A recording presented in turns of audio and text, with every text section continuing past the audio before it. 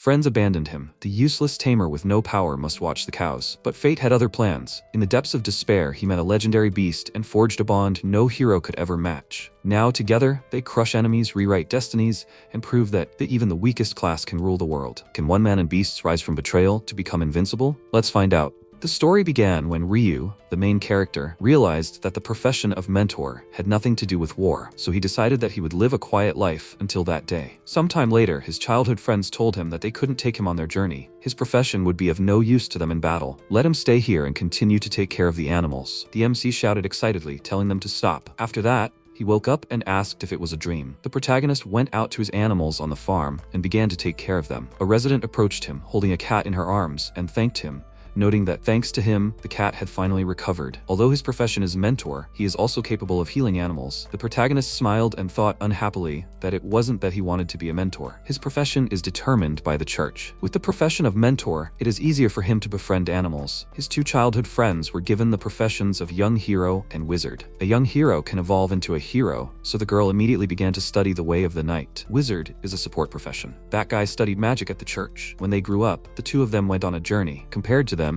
suddenly, a resident exclaimed, asking if he was listening to her. The MC apologized nervously and asked what they were talking about. She replied that there were rumors that his friends would soon return to the city. After a while, he went out into the forest and, stretching, noticed that he was tired. Maybe he should take a break? The protagonist thought that he didn't think they would return like this after his sleep. They had always been together before. However, he was now completely alone. So he used his profession to befriend many dogs and cats. He played with them a lot and took care of them. If only he could tame Fenrir, then he could follow them. But that was simply impossible. Suddenly, a wild animal's cry rang out through the forest. The MC went toward the sound and wondered what it was. He was sure there was no one else there. Peeking out from behind the bushes, he saw a black wolf and thought she was very beautiful. The main character, seeing that the animal had fallen into a trap, bent down and said that he would help her. The wolf, seeing him approaching, fiercely bit his hand. He nervously exclaimed, "Calm down." The protagonist removed the trap and said that he had some potion. He poured it on the beast's paw and noted that now everything would be fine. She could run further. Now, he had to get back to work. Sometime later, when it was already dark, the MC came home and, lying on his bed, wondered if the wolf had been able to return to her pack. It was good that he had been there to free her. Well, it was late and he had to go to sleep. Suddenly, the wolf Lear climbed onto the windowsill, said hello, and remarked that it was a beautiful night. The main character was very frightened and thought to himself that it was the same wolf. Wait, is she talking? Maybe it's not a wolf, but a monster. The beast climbed down to the floor and said she had a question. The protagonist was completely baffled and thought that she even understood human speech. He replied that if he could, he would answer. The wolf noticed that he was very honest. The MC nervously thought, of course, if something happened, he would be killed immediately. She asked why he had helped her in that case. After all, he had used up his potion. He thought excitedly. How should he answer? He couldn't say that he just wanted to help. No one would believe such nonsense, and if he lied, he could die. Lear exclaimed that he should answer immediately. She wasn't that patient. The main character replied shyly that it was because she was beautiful. He didn't want her to die so easily. Fenrir immediately blushed and exclaimed, so that was the reason. He wanted her to live a long life, so he helped her. He was very interesting. She was just playing around a little, and he decided to help her out. The MC was puzzled,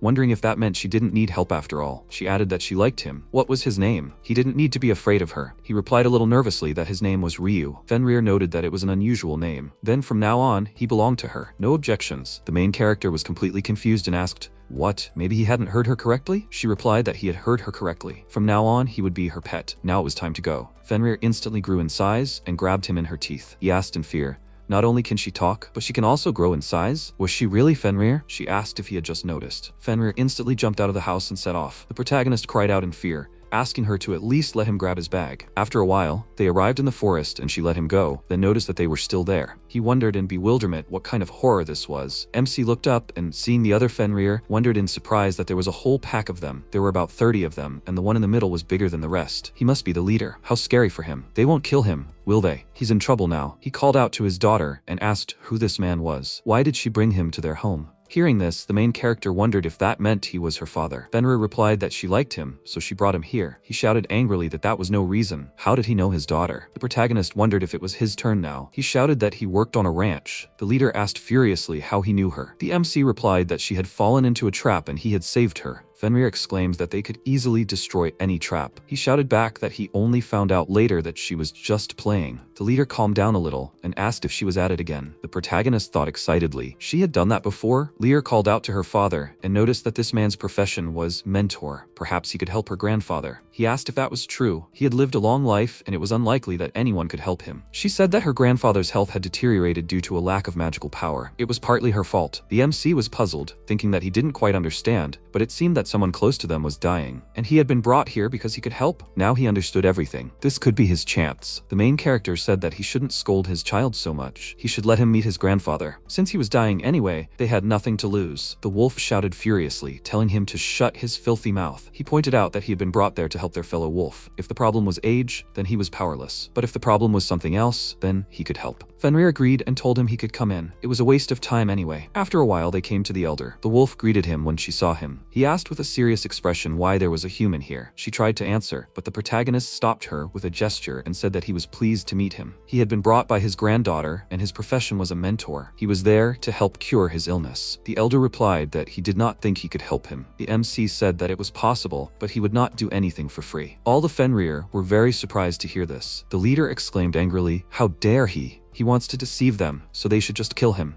Lear excitedly stopped him and told him to wait. The elder approached him and asked if he could really help. If so, he would put his hope in him. The protagonist smiled, sighed, and replied that he would finish quickly. He just wanted to become stronger. He asked him why he wanted to do this. The protagonist replied that he was just like his granddaughter. She had relied on him because she was unable to cure him herself. It was hard to even imagine. That's why she decided to turn to him. He didn't want to disappoint his loved ones anymore. The elder said he understood. Fine, he accepted his conditions. What should he do? MC bared his arm and replied with a smile that it was simple. Let him bite him and drink his blood. The leader, watching this, said that this was complete nonsense. What could the blood of a mere human do? The elder did as he was told, and in an instant, a powerful magical aura formed around them. After the bite, the wolf was instantly healed. The main character remarked that he understood, of course, but that it hurt a lot. Lear, in a state of shock, asked what that was. Where did the mentor get so much magical power? It was even more than, he asked with a smile, more than the hero? That's right, he has his reasons. Simply put, he has too much magical power in his body, and if he didn't release it, he could explode. She said in surprise that,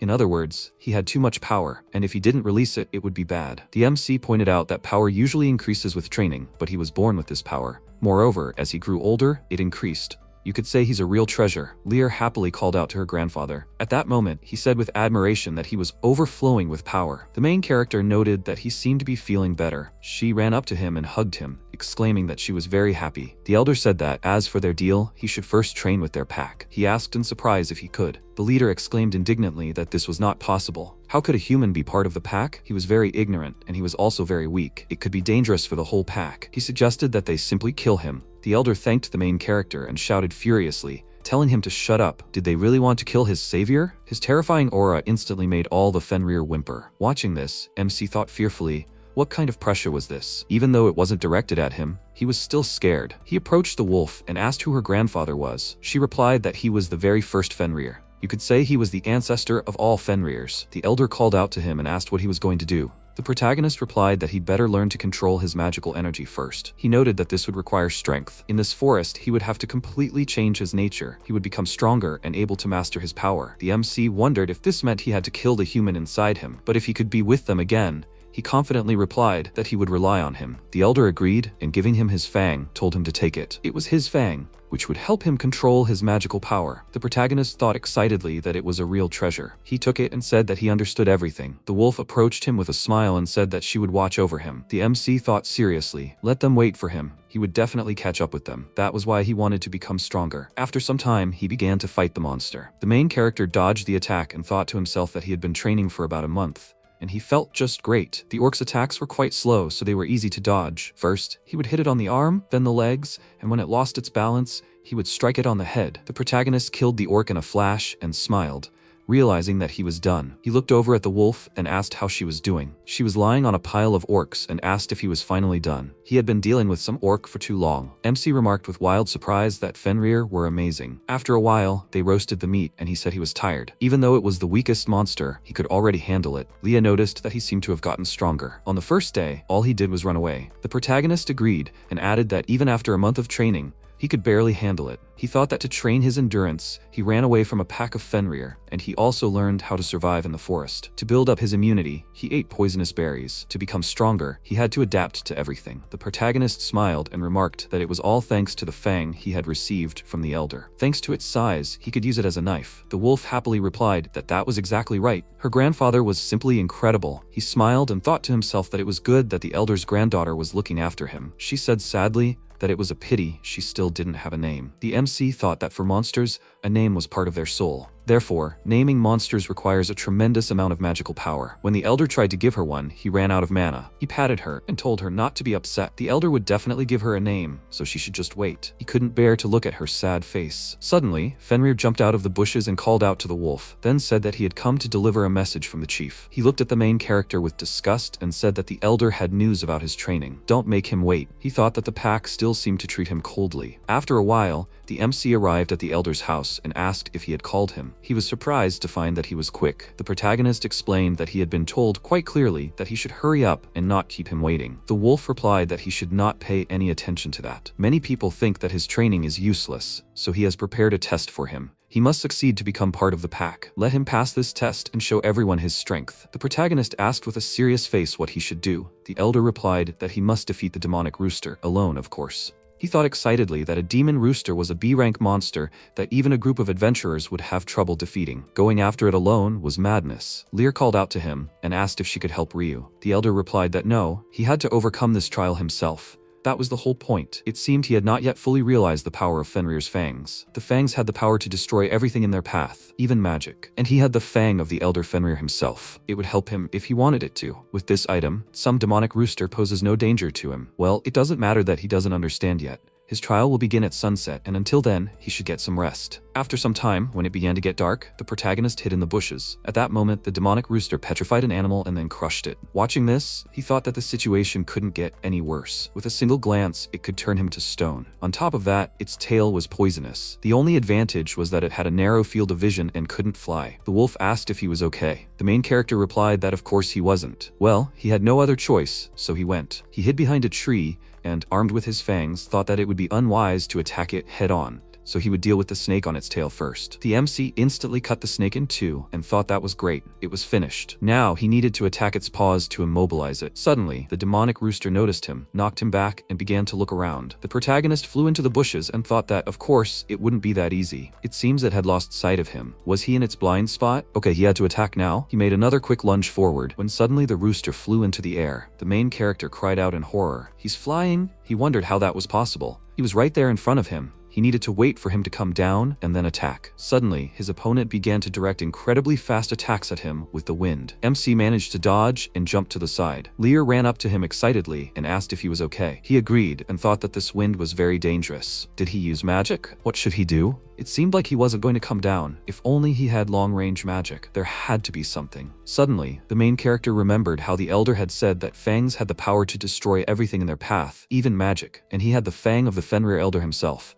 It would help him if he wanted it to. He wondered if the elder had been talking about this. Then this time he would succeed. At that moment, the demonic rooster began to attack him again. Dodging, the protagonist thought that if he did nothing, he would simply die. He had no other choice. He had to try. He stopped and thrust his fang forward, when suddenly an aura appeared around him. The wolf, watching this, asked in surprise if his mana had increased. MC thought that he needed to concentrate. Let his magical power flow through his fangs. He needed to concentrate his mana at the tip of his fangs, and when it reached its limit, release it at his enemy. He concentrated his magical power on the tip of the object and instantly unleashed an incredibly powerful attack that left the rooster without a head. After that, the demon immediately fell to the ground. Seeing this, Lear happily noted that he had succeeded. He had passed the test. The main character agreed, but suddenly he fell to the ground. She asked excitedly if he was okay. He thought that he had no strength left. The protagonist apologized and said that he needed to rest a little. The wolf sighed and replied that there was nothing to be done. He closed his eyes and thought that this was great. Now he could rest a little. He would talk to the elder later. Suddenly, he felt a human hand on his head and wondered who it was. Could it be a human? But he was the only one of them. He really wanted to sleep. The main character closed his eyes completely and fell asleep. The elder, watching from the sidelines, smiled and said that he had done well. Now he could become part of the pack. After a while, MC returned to the forest and the wolf cubs began to pester him to play. Lear approached him and smiled, noting that he was now very popular. He greeted her and replied that now they just wouldn't leave him alone. She asked if that was a bad thing. He had passed the test and earned the respect of the pack. The main character replied that it was certainly a good thing, but it seemed that her father still didn't like him. At that moment, the leader himself was standing behind a tree, grinning broadly. Suddenly, his wife approached and asked him angrily what kind of example he was setting for the children. The MC, watching this, thought to himself that it was good that the mother wolf was there. He smiled and remarked that she was a strict mother. The wolf replied that she was in a higher position in the pack. After a while, the protagonist looked at the holes in his clothes and said that they seemed to be completely worn out. He needed to buy new clothes in the city. Lear asked him why he didn't use the monster's fur. He replied that he didn't have the necessary sewing skills, and he needed money for new things, so he would have to go to the city anyway. She smiled and said that they should ask their grandfather. MC agreed with her, and after a while they told everything to the elder. The wolf father, hearing this, exclaimed angrily that he couldn't let them do that. He wanted to reveal the location of their lair. He shouldn't even think about letting him go. His wife asked him angrily if he was at it again. The main character thought that, in principle, he was right. If anyone found out about the den, the pack would be in danger. He asked if there was really no other way. Lear asked if they should just send someone from the pack with him, right? The elder agreed and noted that it would be safer that way. Suddenly, an old woman named Fenrir approached them and asked if they didn't have a suitable candidate. Did he really not trust the man? The elder smiled and agreed with her, saying that if he wanted, he could introduce him to a dwarf. They were very skilled and, moreover, very strong. If he provided the necessary materials, they could even sew clothes for him. He had a dwarf acquaintance in the kingdom. If he said he was from him, he would definitely help him. The protagonist thanked him happily. Hearing this, the Fenrir father nervously exclaimed that he would meet a lot of people on the way. The elder replied that in that case, he would send his daughter along as an observer. It was time for his granddaughter to see the big world, and besides, he trusted Ryu. The MC smiled and said he didn't mind. The father shouted furiously that he forbade it. Let her go, but not with him. His wife nervously hit him and asked what the problem was. He was very nice to her daughter. Hearing this, the main character wondered in confusion if they really liked him that much. The elder called out to him and said that before he left, he would teach him a little magic. He could get money by selling monster materials. He happily asked if it was true. The MC thought that at first he was very worried, but now he was very happy. He wondered what awaited them. After a while, he got ready to leave. Grandma Fenrir asked if he had forgotten anything. The protagonist replied that everything was under control. He thought that thanks to the elder, he had learned a lot about the materials and had learned the magic of the vault. Now he needed to get to the country of the dwarves. The protagonist turned around and asked where his companion was. The grandmother smiled and told him to wait a little longer. She thought he would be very surprised. Suddenly, Lear herself approached them in human form and apologized for keeping them waiting. Seeing her, the MC was surprised and thought to himself that she was beautiful. But where did she come from? She asked him shyly what he was thinking. He wondered where she knew him from. Wait, that voice sounded very familiar. The protagonist was in complete shock and exclaimed, "Is it really her?" Lear happily noted that it was a complete success. The grandmother smiled and said that she had done well. Now other people would not recognize her. He was shocked and wondered if he had seen the girl after the battle with the demonic rooster. Could it really be her? She smiled and said that she had actually been training for a long time because she wanted to travel with him. She hadn't been able to maintain this appearance properly before, but thanks to her mother and grandmother's advice, she managed. Grandma called out to him and said that she had a request. Could he please grant her granddaughter a name? MC asked in surprise. So she wanted him to make a contract with her? She smiled and agreed, adding that she thought he could do it. He thought excitedly that he would have to give her a name and sign a familiar contract with her. The contract had advantages, such as telepathy. In principle, it was not a bad offer. The grandmother added that he had no reason to worry. Her granddaughter also wanted this. She was indebted to him, which was why she was asking him. They had spent a long time together, and she could trust him. Besides, her granddaughter didn't mind either. MC replied that he would sign the contract. He placed his hand on her head and thought that now he had to offer her the contract, and she had to accept it. Then he had to give her a new familiar name. He did everything necessary and named her Lear, then said that he was done. The girl hesitated and began to think. The main character asked excitedly if she didn't like it. He just thought that name would suit her. She happily exclaimed that it wasn't that. She liked it. The grandmother asked with a smile if everything had gone well. He looked at her with a smile and agreed. Lear grabbed his hand and said it was time to go. They set off on their journey. After some time, they had traveled a long way and stopped for the night right on the road. The girl asked with a smile what kind of country this was. MC replied that it was a settlement not far from the mines. There were many skilled craftsmen there, so they could find lots of excellent armor and weapons. They would arrive soon. Lear, holding his hand, looked at him and asked what was wrong. He asked her, embarrassed, if she thought he was too close. She hadn't been so clingy in the forest. The girl replied that she couldn't behave like that in front of everyone, but she had wanted to flirt with him like this for a long time. He stroked her head and wondered who she was to be so was spoiled. After a while, they reached the huge walls of the fortress. The protagonist noticed that they had arrived. She ran happily and called him to follow her. He stopped her and asked if she could take the form of a wolf. Lear asked in confusion why. MC took out a card and replied that it was because she didn't have a card. You had to show your card when you entered. In human form, she might not be allowed in, but in wolf form, she would be considered his familiar and wouldn't need a card. She turned into a Fenrir and replied that she didn't mind. The protagonist approached a guy named Mac and asked if this was the line to get into the city. He turned around with a smile and agreed, asking if it was their first time there. The protagonist agreed and said that he wanted to sell materials from monsters and buy new clothes. The guy replied that then this city would be perfect for him. There were many skilled craftsmen here. He introduced himself and added that he was a merchant, so maybe they would see each other again. The MC smiled, told him his name, and said he was pleased to meet him. They approached the gate, and the dwarf asked what the purpose of his arrival was. He replied that he wanted to sell materials and buy new clothes. The man asked if he was already registered with the Merchants Guild. The main character replied that he was not. He was thinking of selling it to the Adventurers Guild. The dwarf said he understood. As a precaution, he asked if he could take a look at his materials. He smiled and agreed. The dwarf, seeing this, began to leave in surprise and indicated that he should wait here. After a while, a guild employee came out onto the street and asked if they could talk. They went inside, and sitting at a table, the man said he would ask him directly. Could he buy the skins from him? The MC exclaimed in surprise. You want to buy this? The employee explained that they were materials of excellent quality. Such materials were very rare in the markets. He wondered if this was serious, but he thought it would be better to show it to the master first. The guy asked if he couldn't buy it. The protagonist replied that he was just on his way to see a craftsman he knew. He asked if it was a secret who the craftsman was. The protagonist replied that his name was Dovar Crown. Seeing their surprised faces, he wondered what was wrong with them. Could he be a criminal? The MC asked if he was very famous. To tell the truth, he had been recommended by an acquaintance. He didn't know him personally. The employee, confused, explained that Dovar was the king of this country. Hearing this, he was very surprised. After a while, they went out into the street. The main character said that he didn't expect the master to be the king himself. Lear, using telepathy, asked what they were going to do. He smiled and thought that now they could communicate telepathically. He had completely forgotten about that. He replied that he thought it would be very difficult to meet the king. So first they needed to sell the materials. The protagonist looked around and wondered where the guild was. Suddenly, Matt called out to him happily and remarked, "What a meeting." He approached him in surprise and asked if he had been waiting for him. The guy agreed and added that he had already begun to worry that he had been gone for so long. MC apologized with a smile and explained that checking the materials took longer than expected.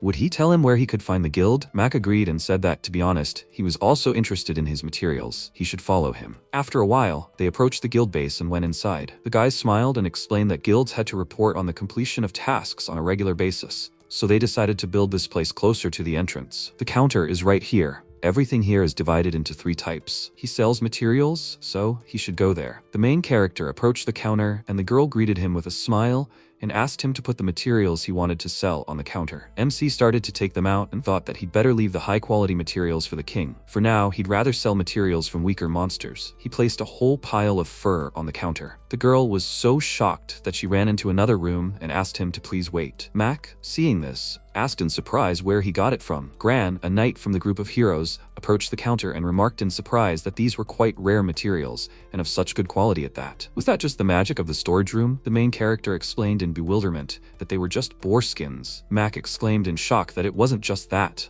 A huge boar was an A-rank monster. The same went for wild boars. He wondered in bewilderment if it was true. Well, he lived in the forest, so he didn't know that. At that moment, the girl returned and said that the guild was willing to offer him 62 gold coins for the skins. The protagonist was in a state of shock and thought that this money would last him a lifetime. He replied in surprise that it would certainly be enough. She smiled, placed the bag of money on the counter, and thanked him. Everyone present began to shout admiringly that they had never seen so much money. He was so cool. Only aristocrats or S-rank adventurers could have that kind of money. The MC smiled and wondered what it meant. All the monsters he had defeated were very strong? Lear smiled and agreed telepathically, adding that it was all because he had trained in their forest. He asked her why she was so proud. The main character happily took the bag and thought that they had received the money, and now it was time to go to the king. He hoped there would be no problems. At that moment, the dwarf ran up to the king and exclaimed excitedly that they had a problem. He had very important news. Basically, a man had recently appeared in the city who wanted to meet him. He looked like an ordinary peasant,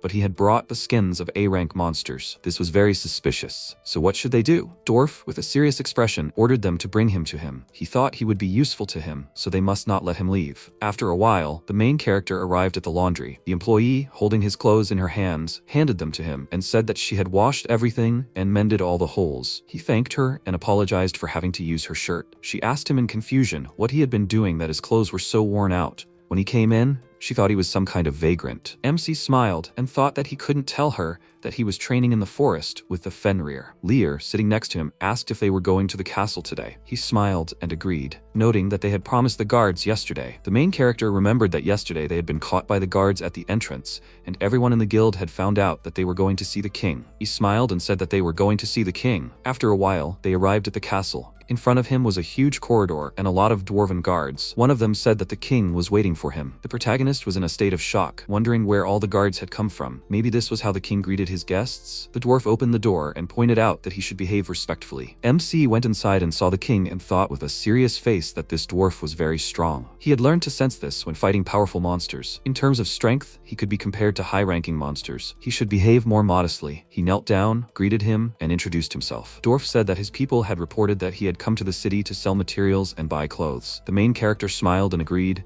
but then asked with a serious expression, "Did you steal it?" The protagonist replied in confusion that he hadn't. He had obtained the skin while hunting. He wondered what was wrong. Why did he think he was a thief? Dwarf, looking thoughtful, remarked that even from here he could see that it was excellent material. He said he had obtained it while hunting in the great forest. He was just a mentor, so he should stop talking nonsense. Are there annoying Fenrir in that forest? MC wondered. Does he not know Grandma? He thought it best to keep quiet about it for now. He smiled and tried to explain that he had come to him on the recommendation of an acquaintance. Dwarf asked who this acquaintance was. So his acquaintance from the great forest recommended that he come to him with a request? The main character replied that she didn't have a name, she was just a hunter. He sighed and said it was a lie. Hearing this, Lear telepathically asked nervously what was wrong with him. Why was he being so rude? The MC replied that he understood her, but she needed to calm down. He thought that something was indeed wrong here. Even though grandmother said that they had known each other for a long time, he seemed not to remember her. Besides, there were a whole bunch of armed soldiers here. He was absolutely certain that he was lying to his face. Maybe he should ask him directly? Dwarf said thoughtfully that he was ready to discuss the terms. He would make him some equipment, and in return, he would leave the skins behind. He stole them anyway. MC replied with a serious face that he did not agree.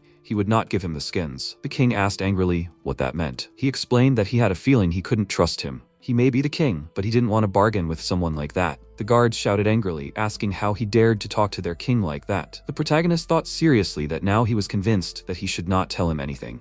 Dwarf shouted angrily that he was insolent. Let them seize them. Instantly, dwarves ran up to them and surrounded them from all sides. Lear nervously noted that she could fight back. MC replied that she couldn't do that. If they attacked the king, they would be in big trouble. Dwarf asked in surprise if he wasn't going to resist. He replied that with the balance of power as it stood, he couldn't win. The king smiled and remarked that it was a wise decision. Let them throw them in the dungeon. After a while, the guard pushed the protagonist into the prison and left. He sighed discontentedly and remarked that they had taken all their skin. Lear replied that they should have fought back. MC said that then they would have made many enemies and been thrown out of the country. Besides, he could have turned against the elder. He thought that, fortunately, he still had his fang. It was good that the soldiers hadn't searched him. Suddenly, a man called out to him from behind and asked why he had been imprisoned. The main character thought fearfully, was there someone else here? He had been sitting so quietly that he hadn't noticed. He replied that he had refused to sell the skins to the king. The man asked, was that all? The protagonist asked in confusion why he was here. He replied that he had committed treason. In short, he tried to dissuade the king from hunting monsters in the great forest. Even if they gathered all the dwarves in the kingdom, they would not be able to defeat the Fenrirs. The MC thought that he understood everything. That's why he wanted his skins so badly. But to send him to prison for that, he noticed that the king was quite hot-tempered. The main character thought that since he knew the elder, he must be an amazing dwarf. But the man explained that this was not their king. It was their king's younger brother, named Dwarf. He gathered all his closest soldiers and seized the throne. He looks very much like their king, so no one noticed the switch. But when he heard about the plan to attack the Great Forest, he immediately understood everything. The MC asked in surprise, then where is the real king now? He replied that he was sitting in a solitary dungeon. Unlike them, he is sitting behind a huge iron door, and to prevent him from escaping, a curse has been placed on the room. The main character noted that this was very strict. He wondered what it meant that the elder had mentioned his older brother. He needed to rescue him and tell him everything. The protagonist thanked him for his help, and taking the fang in his hand, called Lear to come with him. The man asked in surprise if they wanted to escape from there. This is impossible. Even the dwarves can't break this grate. The MC and the wolf broke the grate in an instant and replied that nothing was impossible for them. He asked in horror, who were they? The main character held out his hand and replied that he was a mentor and that this was his familiar. After some time, they reached the place where the real king was sitting. The protagonist looked around in confusion and wondered why there were only 2 guards. The man asked excitedly if he would really help their king. He replied that he had business with him, so of course he would help. By the way, could he fight? The man sighed and said that he was a warrior by profession,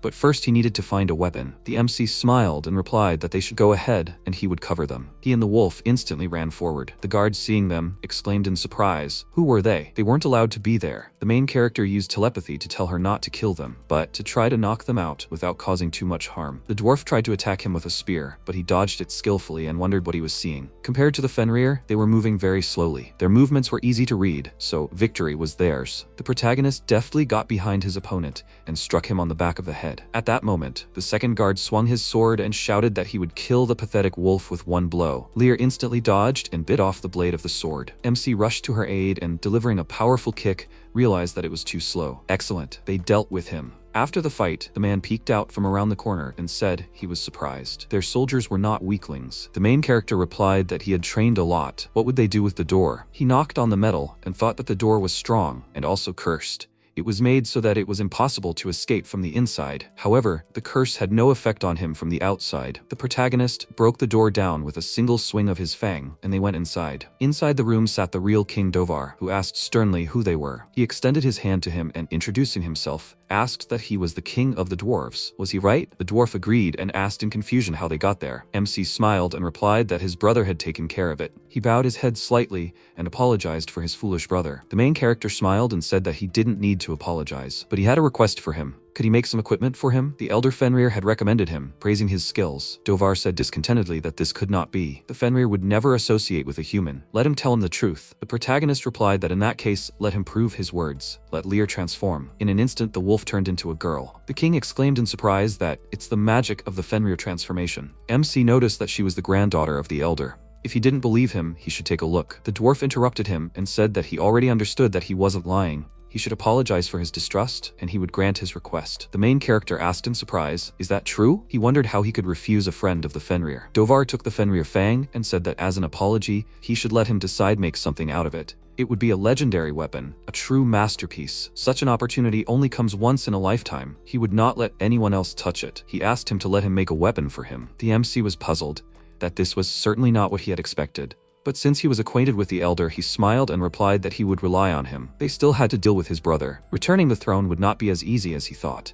Dovar replied that everything was fine. The throne still belonged to him. He would gather loyal people to present evidence of Dwarf's treason, so they should not worry. The main character said that they would leave then. Well, why don't they overthrow the false king? After some time, he used his fang to cut all the cages, and having freed the remaining dwarves, asked if they had freed everyone. Dwarf agreed and thanked him for helping to free his subordinates. MC happily exclaimed that this was great. Now it was time for them to overthrow the false king. He stopped him and pointed out that he didn't need to go. He had let his guard down, which was why he had gotten into this situation. He should let him deal with it himself. As the older brother, it was his duty to reason with his younger brother. The main character agreed and added that he should be careful. Dovar said that if he turned left, he would find a hidden passage leading outside. When they were done, he would contact him. Now it was time to go and restore his throne. All the dwarves rejoiced and set off. After that, the protagonist called out to the girl and suggested she return to the inn. She agreed, and they set off. Wandering through the dark corridors, the protagonist noticed that they needed to turn left. Suddenly, Lear heard a strange sound and asked if he heard anything. She thought she heard a familiar voice. The MC asked in confusion if it was the voice of a monster. She replied that she wasn't sure, but there was someone around the corner. He confidently grabbed her hand and, armed with a fang, said they had to go. They peeked around the corner and saw a sleeping chick on the floor. Lear asked in confusion how it got there. The main character approached it and suggested that maybe it was lost. It was still very weak. He touched the chick, and suddenly it began to spew flames furiously. The protagonist exclaimed in fear, "Can it breathe fire?" Lear explained in surprise that it wasn't an animal, but a monster. He tried to calm the chick down and said that he wasn't its enemy. Suddenly, it calmed down and fell silent. The MC picked it up in confusion and asked what was wrong. He couldn't see any external injuries. Lear suggested that maybe it was hungry. When she was hungry, she also felt weak. He reached into his bag and noted with dissatisfaction that all their belongings had been confiscated. Then he suggested taking it with them. them. As soon as they got out, they would find something for it to eat. After a while, they went outside and, sitting in a cafe, fed the chick. The main character said discontentedly that he was such a little thing, but he ate enough for 3.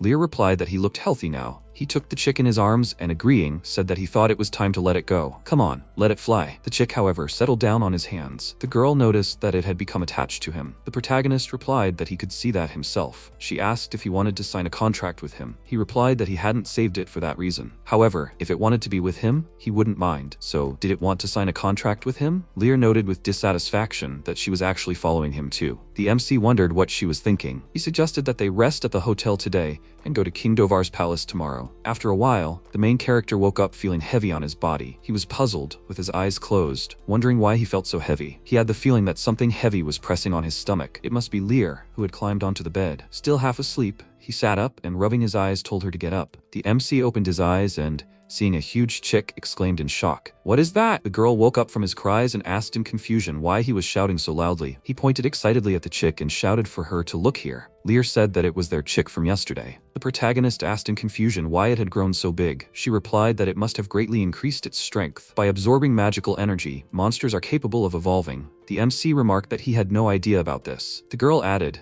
that this was a rather rare occurrence. Perhaps this little one was. Suddenly a dwarf knocked on the door and shouted that soldiers had come for them. The bird was frightened by the loud noise and quickly flew out the window. A woman entered and said that since they were awake, they had to answer. The king was summoning him. After a while, the main character and the girl arrived at the castle. The dwarf noticed that he was glad he had come. He asked if he had already dealt with his brother. Dovar agreed and added that it was all thanks to him. Before taking care of his equipment and weapons, he wanted him to listen to someone. He should stop hiding and go talk to Mr. Ryu. Dwarf approached him, bowed his head, and said he was deeply sorry. MC smiled and agreed, thinking that he seemed like a completely different person. Lear asked him angrily why he had pretended to be the king. The dwarf replied shyly that he had always envied his older brother. His brother was a world-renowned master craftsman. Everyone talked about him, but no one trusted him with materials. This hurt his pride as a craftsman. One day, he managed to lure his brother into a trap and put him in a dungeon. Taking the king's place, he had access to all the country's resources. He could get anything he wanted, but then they appeared. From the first glance at their materials, he realized that they had brought him a first-class, A-grade product that could not be found anywhere else in the country. And when he heard that he was only a mentor, he immediately realized that taking everything away from him would be easier than peeling a ripe pear. However, he said that he was not going to sell it to him. He realized that he had figured him out, so he couldn't control himself, and made a terrible mistake. He was truly sorry. The protagonist replied that he understood everything. Dovar called out to him and said to let him apologize. He asked him to forgive his foolish brother, as he was truly sorry. Seeing this, Dwarf cried out in distress, telling him not to do it. The king added that he had one request. He asked him to let his brother make equipment for him. The protagonist asked in confusion why he wanted that so much. Dovar explained that he was capable of creating the strongest weapons, but his brother was much better than him at making equipment. It would be their redemption. He and his brother used to be very close, but then he began to distance himself and take orders for himself. He deprived his brother of the opportunity to develop. He didn't realize at the time that it would hurt him so much. He thinks that if he hadn't done that, they could have avoided this conflict. As the older brother, he failed. He vouched for his skills, but would he grant his request? MC smiled and agreed, adding that he was counting on him. Dwarf was in shock and exclaimed, "Why?" He smiled and asked how he could refuse the services of the two best craftsmen in the country. If they create the highest quality equipment and weapons, he doesn't see any problems. Dovar called out to his brother and asked if he understood everything. The dwarf himself was moved and asked if he was really sure. He had done so much evil. The king replied that if he truly regretted what he had done, then he should create the best equipment in the world for Ryu. Besides, he had always boasted of being a great craftsman, so let him prove it and not disappoint. They had to try hard, the two of them, just like in the old days. Dwarf burst into tears of joy and, shaking his hand, exclaimed that he would make the best armor in the country. The main character smiled and said he was glad they had made up. The king apologized for making them wait and added that they had sorted out their problems and now it was time to get down to business. Sometime later, Tia and Taiga, the protagonist's childhood friends, returned to his house. The girls smiled and remarked that they hadn't been back for a long time. Surely the crowd of residents would gather again. He laughed and replied that she was a hero after all. No wonder everyone loved her. They needed to meet Ryu as soon as possible. They were friends and hadn't seen each other in a long time. Tia smiled and agreed with him, adding that she hoped he was all right. They approached his house and, seeing that half of it was gone, stood frozen in shock. A resident approached them holding a pitchfork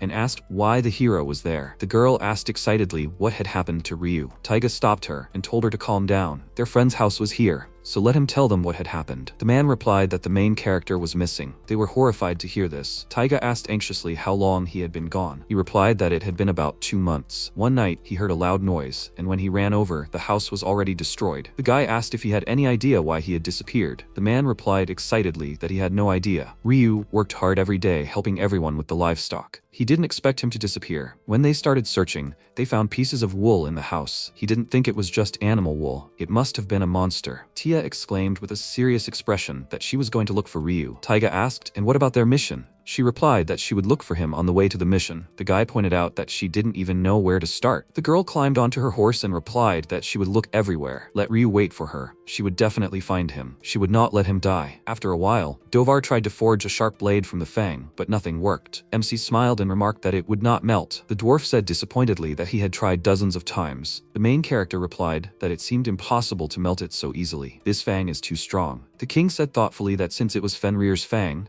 only a flame as powerful as that of an elder could melt it. The protagonist wondered if such a thing even existed. Lear smiled and suggested the flame of the guard. Dwarf asked excitedly if she meant the legendary bird. His brother had told him that it had the power to kill dragons, but weren't those just fairy tales? Had they really seen it? The girl called out to the protagonist and asked if he didn't understand yet. They had found a baby bird in the dungeon. He remembered and exclaimed in surprise, "Is that it?" She smiled and explained that with his magic, it had been able to grow significantly. Obviously, ordinary monsters couldn't grow that much in one night. Only high-ranking monsters are capable of this, so she is sure it was a guard. Dovar asked where the chick was now. MC told him everything that had happened. After a while, the dwarf noticed that it had flown away. Most likely, it could be on the mountain behind the castle. Dwarf asked in surprise if he was sure. It had been a long time since it had flown away. The king replied with a serious expression that they had no other choice. Only this chick could create a flame powerful enough to melt the fang. Could Ryu go look for it? They couldn't leave the castle unattended. He agreed with a smile and added that they could rely on him. After a while, they set off. Finding himself in a vast mountainous wasteland,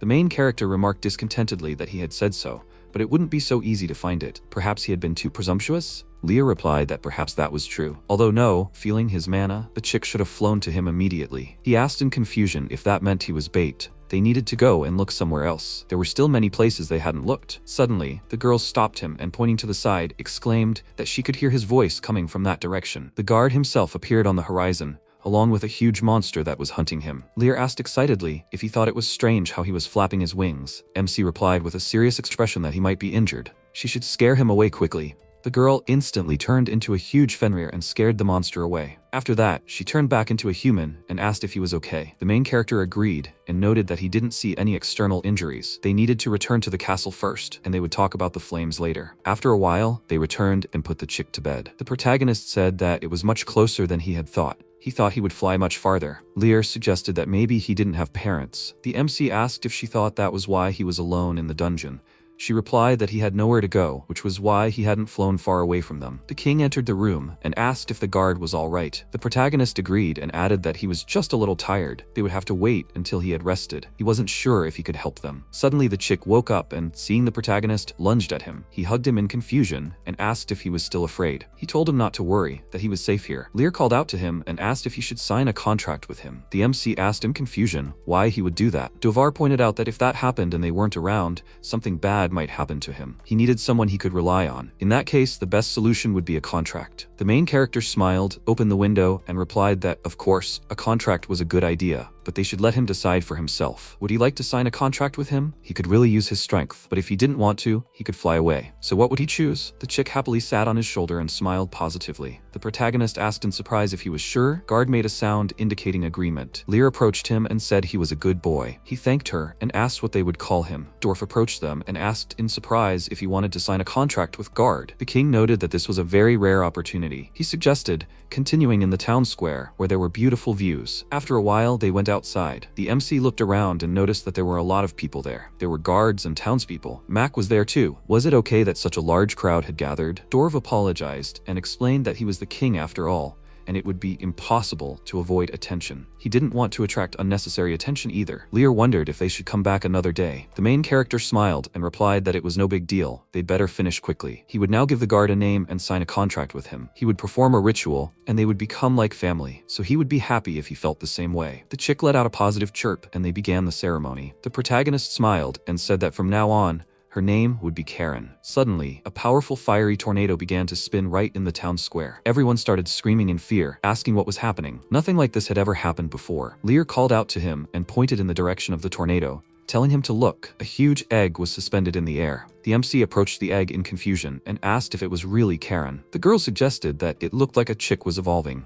He wondered in amazement if such a thing could only be found in high-ranking monsters. Lear happily said that evolution was the acquisition of a new form and power. Thanks to his power, she would be able to evolve. She wondered what she would look like. They would have to give her a warm welcome. Suddenly, the egg began crack. The protagonist, watching this, happily noticed that Karen was hatching. At that moment, the shell broke and a girl flew out. He asked excitedly if she was okay. She, seeing him, exclaimed that he was her dad. A lot of time had passed, but he hadn't changed at all. He was still just as cool. MC agreed in surprise and thought that of course he said, like family, but not in the literal sense. He asked why she became human. Karen explained that she had always been alone. When she was born, there were no parents or friends around. She constantly searched for them. But as soon as people noticed her, they immediately attacked her. She had spent her life constantly running away. Lear realized that this was why she had flown away when she heard the soldiers. The girl smiled and agreed, adding that her father and sister had helped her that day. It was the first time anyone had treated her with such kindness, so she liked them both very much, and she decided to take on a form similar to theirs. The main character stroked her head and replied that he understood everything. At that moment, outside the fiery tornado, the king shouted excitedly, asking if Ryu could hear him. Let him answer. He replied that they shouldn't worry, that everything was fine with them. Could Karen put out the flames? She agreed with a smile, and after a while, everything quieted down. MC went out to the others and told them that everything had gone well. Dwarf exclaimed discontentedly, "What do you mean well? He caused a real firestorm here." Dovar, seeing the girl, asked who she was. The main character introduced her with a smile and noted that she had decided to take on human form. The king said in surprise that this was to be expected from a legendary bird. He wondered if they would be able to handle it with her help. The dwarf agreed and added that with such power, there would be no problems. Alright, it was time for them to return to the workshop and get to work. The guards should calm the townspeople down. When they left, Mac took the feather and asked with a smile who Ryu is. He was clearly an unusual person. A month later, Dwarf called the main character and, handing him the equipment, said happily that it was his masterpiece. It was leather armor made by him personally. He exclaimed admiringly that it was amazing. He couldn't believe that he could create something so amazing. The dwarf smiled and replied that it was all thanks to his rare materials. In addition, he had applied a temperature change effect. In other words, neither fire nor ice magic would work against the armor. He was sure that protection from cold and heat would be very useful. The protagonist happily thanked him and noted that only the sword remained. Suddenly, the king entered the room and, handing over the weapon, said that his blade was ready. He exclaimed admiringly that the work was worth the wait. But shouldn't it be a dagger? Why is it sharpened on only one side? Dovar explained that this blade was special. He had used a technique from the eastern countries. They say that with a one-sided sharpening, the blade is sharper. Karen happily said that she had helped too. The main character patted her on the head and replied that she was very good. The king said that at this stage, all that remained was to give the blade a name. This was important so that he could have it engraved, so that everyone would know that this blade belonged to him and only he could carry it. MC thought that he had not expected such a request. To be honest, he didn't even have any ideas in his head. Suddenly, he remembered the elder and asked, "How about Wolf?" Dovar suggested that the name of this sword should be Wolf. Lear, hearing this, said that it was predictable. The king said that he thought it made no sense to cut anything. It would be better to try it out in real battle. After some time, a huge crowd of townspeople gathered again in the square. Dovar noticed that it seemed they had heard about him again. Let him forgive him. He didn't want to try it in the castle, that's why. In any case, he didn't need to worry. They wouldn't let the citizens get close. The main character agreed with a smile and added that he wouldn't get too carried away. Dovar said it was time to begin. Dwarf announced to the entire square that the sword test, created by the king himself. The trial begins right now. The king said that he needed to release all his magical power along with the sword. They needed to understand how powerful this sword was. The protagonist agreed and thought that even though he was told not to hold back, he was afraid that the power might hurt the townspeople. In that case, he'd rather aim the blow at the sky. He instantly pulled the dagger from its sheath and pointed it at the air. An incredibly powerful wind instantly rose. The townspeople, seeing this, cried out in admiration, saying how cool it was. What incredible power was this? The MC was in a state of shock, saying that this couldn't be happening. Karen exclaimed happily that he was very strong. Lear smiled and remarked that she had expected nothing less. Dovar approached him and said that this was to be expected from the Fang of Fenrir. His concentration of magical power was on a completely different level. If he was satisfied with that, then, suddenly, one citizen pointed to the sky and shouted for everyone to look. The protagonist looked up at the sky and, seeing the dragon, was very frightened. After a while, everyone on the dragon descended to the ground. The elder, taking on human form, smiled and said that they hadn't seen each other in a long time. The MC asked in confusion how they knew him. Lear, seeing him, exclaimed joyfully that it was her grandfather. He asked in complete shock, "Is that really the elder?" He smiled and remarked that he had never seen him like this before. The main character wondered, so this was her father, her mother, and her grandmother? She looked too young. The grandmother smiled and asked if he was wondering why she looked so young. The king approached the elder and asked how he was doing. He replied that he was in good health. Dovar asked why they had come today. The elder replied that he just wanted to talk to Ryu for a while. He had a lot he wanted to know, but they would leave that for later. The protagonist asked what he wanted. He said that a very problematic creature had recently awakened. Its name was the Dragon of Evil. It was a huge, three-headed creature capable of using all kinds of magic. He had already fought it before, but even he was unable to defeat it. Therefore, he had no choice but to seal it away. The MC imagined this dragon and thought that it was a real demon. The elder added that he had recently felt that the seal was beginning to weaken. Therefore, he had decided to prepare for battle. He would need all the allies he could get, so he had come to ask for his help. The main character asked in surprise if he thought he was strong enough to defeat the dragon. The elder smiled and replied that he had been trained in the Great Forest. Now he was stronger than any human. He needs to be more confident in himself. He replied that if he says so. Where is this dragon now? Lear happily said that she would also help her grandfather. The elder replied that the dragon is now in the Dragon Empire. The seal is in a cave near the Imperial Castle. This time, they would fight together. He would tell them the details on the way. Suddenly, an earth dragon landed on the ground who said that it was an interesting scene. He didn't think that Fenrir would ask a human for help. He is Fenrir's disciple, right? MC was stunned by the shock. The elder smiled and said to let him introduce himself. He was his son-in-law, the Earth Dragon. He smiled and said that he was pleased to meet them. The main character excitedly returned the greeting and thought to himself that legendary monsters were all part of the same family, so they even understand human speech. The people in the square, watching this, were puzzled and began to ask what was going on. Was he really talking to a dragon? The elder said that this dragon would take them to the Dragon Empire. The protagonist noticed that he was a little nervous. They said goodbye to the dwarves and later set off on their journey. The elder asked, "Is this his new girlfriend?" He not only took Lear, but also the guard's chick for himself. Let him see if he had enough strength for all of them. At that moment, his father shouted furiously that he had first stolen his daughter and now he was cheating on her. His wife, seeing this, nervously hit him and told him to stop. She told him not to pay any attention. In truth, he missed him very much. They hadn't seen each other for a whole month. MC smiled and said that Lear cares very much about Karen. They always eat together and even take baths together. She replied shyly that it was because she considered her as a younger sister. The elder asked how her parents were. Didn't she think they would be worried? Karen replied excitedly that she didn't have any parents, but her father and sister were very kind to her. He smiled that everything was fine. She was still very young and lucky to have met such good people. She should know that if Lear considers her as a sister, then she is like a daughter to him. It might be strange at first, but she could safely call them her family. Karen was overjoyed and agreed. After a while, the Earth Dragon announced that they would soon arrive. The main character looked around and saw the huge city, asked in surprise, "Is this the Dragon Empire?" The elder agreed and added that the entire city and palace were the Dragon Empire. The Earth Dragon himself said that, to be honest, he didn't really like the Empire because it was very small. They and the Dragonites were very good friends, but since the Dragonites were as tall as humans, the palace had to be built according to human standards. Fortunately, he had the power of transformation and could live there peacefully. After some time, they finally landed on the ground. The protagonist dismounted from the dragon and thanked him, when suddenly he turned into a human and said that he would show them around. They approached the entrance, where they were greeted by guards. They asked if they were his friends. The Earth Dragons smiled and agreed, saying that they were Fenrir and his family. The guard happily remarked that, with legendary monsters on their side,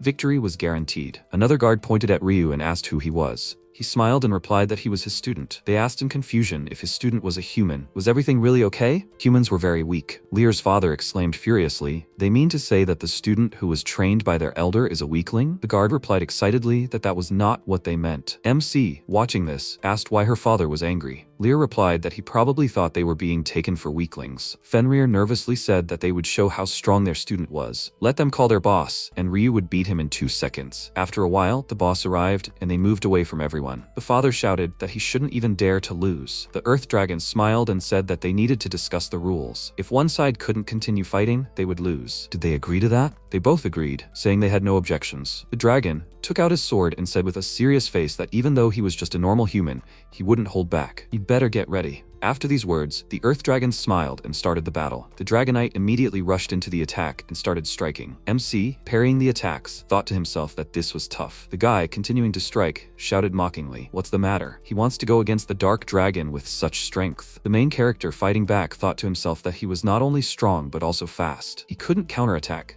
but he couldn't give up now. He had to use his sword technique. If he attacked using his magical power, he would have a chance. He had to hold back his power. At the moment when the dragon let his guard down, The protagonist struck him, sending him flying into the wall. He thought awkwardly that he wasn't used to the power of the wolf. The Earth Dragon happily stopped the battle and declared Ryu the winner. The guards immediately rushed to their captain in excitement. The MC asked excitedly if everything was okay. The Earth Dragon smiled and agreed, adding that there was nothing to worry about, as they had both agreed to the duel. Nothing would happen to them. The elder smiled, put his hand on his shoulder, and remarked that he seemed to have become much stronger. The Earth Dragon smiled, opened the gate, and invited them into the Dragon Empire. One of the Empire's residents, watching them from the window, smiled and remarked that he didn't think their soldiers would be able to defeat them so easily. Some very interesting people had arrived, and he was looking forward to meeting them. After a while, they arrived in the center of the Empire. MC smiled and said that it was very beautiful here. The Earth Dragon replied that this was the land of dragons. Human lands are very different from this place. Suddenly, Karen stopped and began to examine the goods on the counter. Lear called out to her and asked what was wrong. Did she like the bow? The Earth Dragon smiled and remarked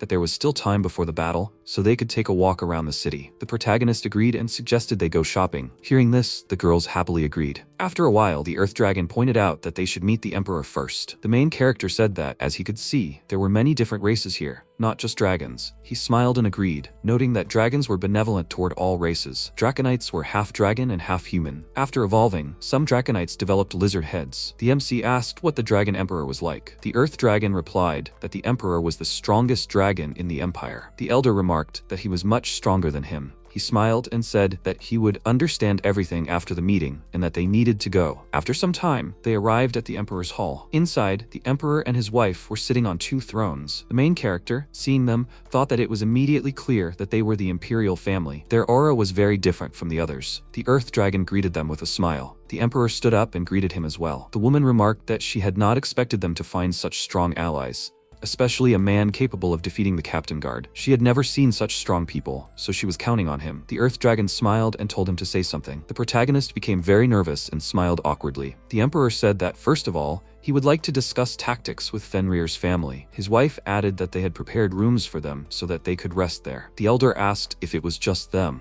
What about the others? The MC cried out excitedly, asking if only they would be participating in the battle. The man agreed sadly and explained that they had previously been on friendly terms with other races. However, now with the appearance of the hero, they had refused to support them. The main character thought that there were very few of them. Would everything really be all right? He remembered Tia and said that she had become a hero. Maybe they should ask her for help? The Earth Dragon replied that it would not work. The current hero perceived all monsters as enemies. She attacked even half-humans. MC was stunned. Does Tia attack all monsters indiscriminately? The Elder said he understood.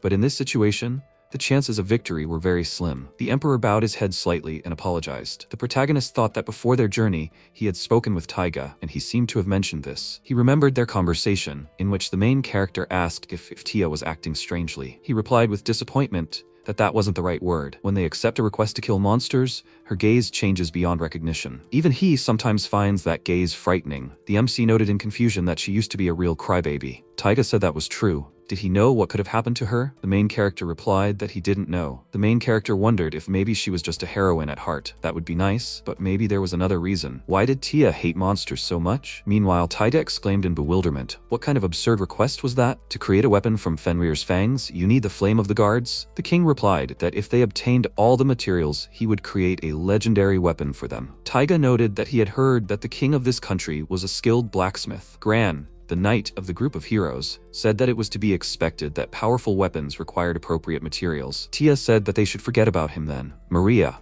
the priestess of the group of heroes, wondered what was the point of coming here then. She turned to Taiga and said that he was a hero and was constantly in danger. Gran supported his ally, saying that she was right and that he needed good weapons. The guy suggested that they first go to the guild, where they might find information about the materials they needed. His allies supported his idea. When they arrived at the place, the friends were struck by the fact that no matter who they asked about the question that interested them, everyone immediately pretended not to hear anything. Gran said in bewilderment that it was all strange. When they mentioned the Fenrir and the guard, everyone seemed to have water in their mouths. Tia suggested that perhaps something had happened in this country. Suddenly, someone approached them from behind and asked if they wanted to know about the Fenrir and the legendary bird, the Garda. The allies turned around and saw someone whose cloak and hood hid her face and body. Tia asked her who she was. She replied that she was an information merchant. She asked Taiga why the hero was interested in Fenrir and Guard. The hero replied that the king had said that if they wanted to obtain weapons, he needed the fangs of Fenrir and the flames of Guard. Gran,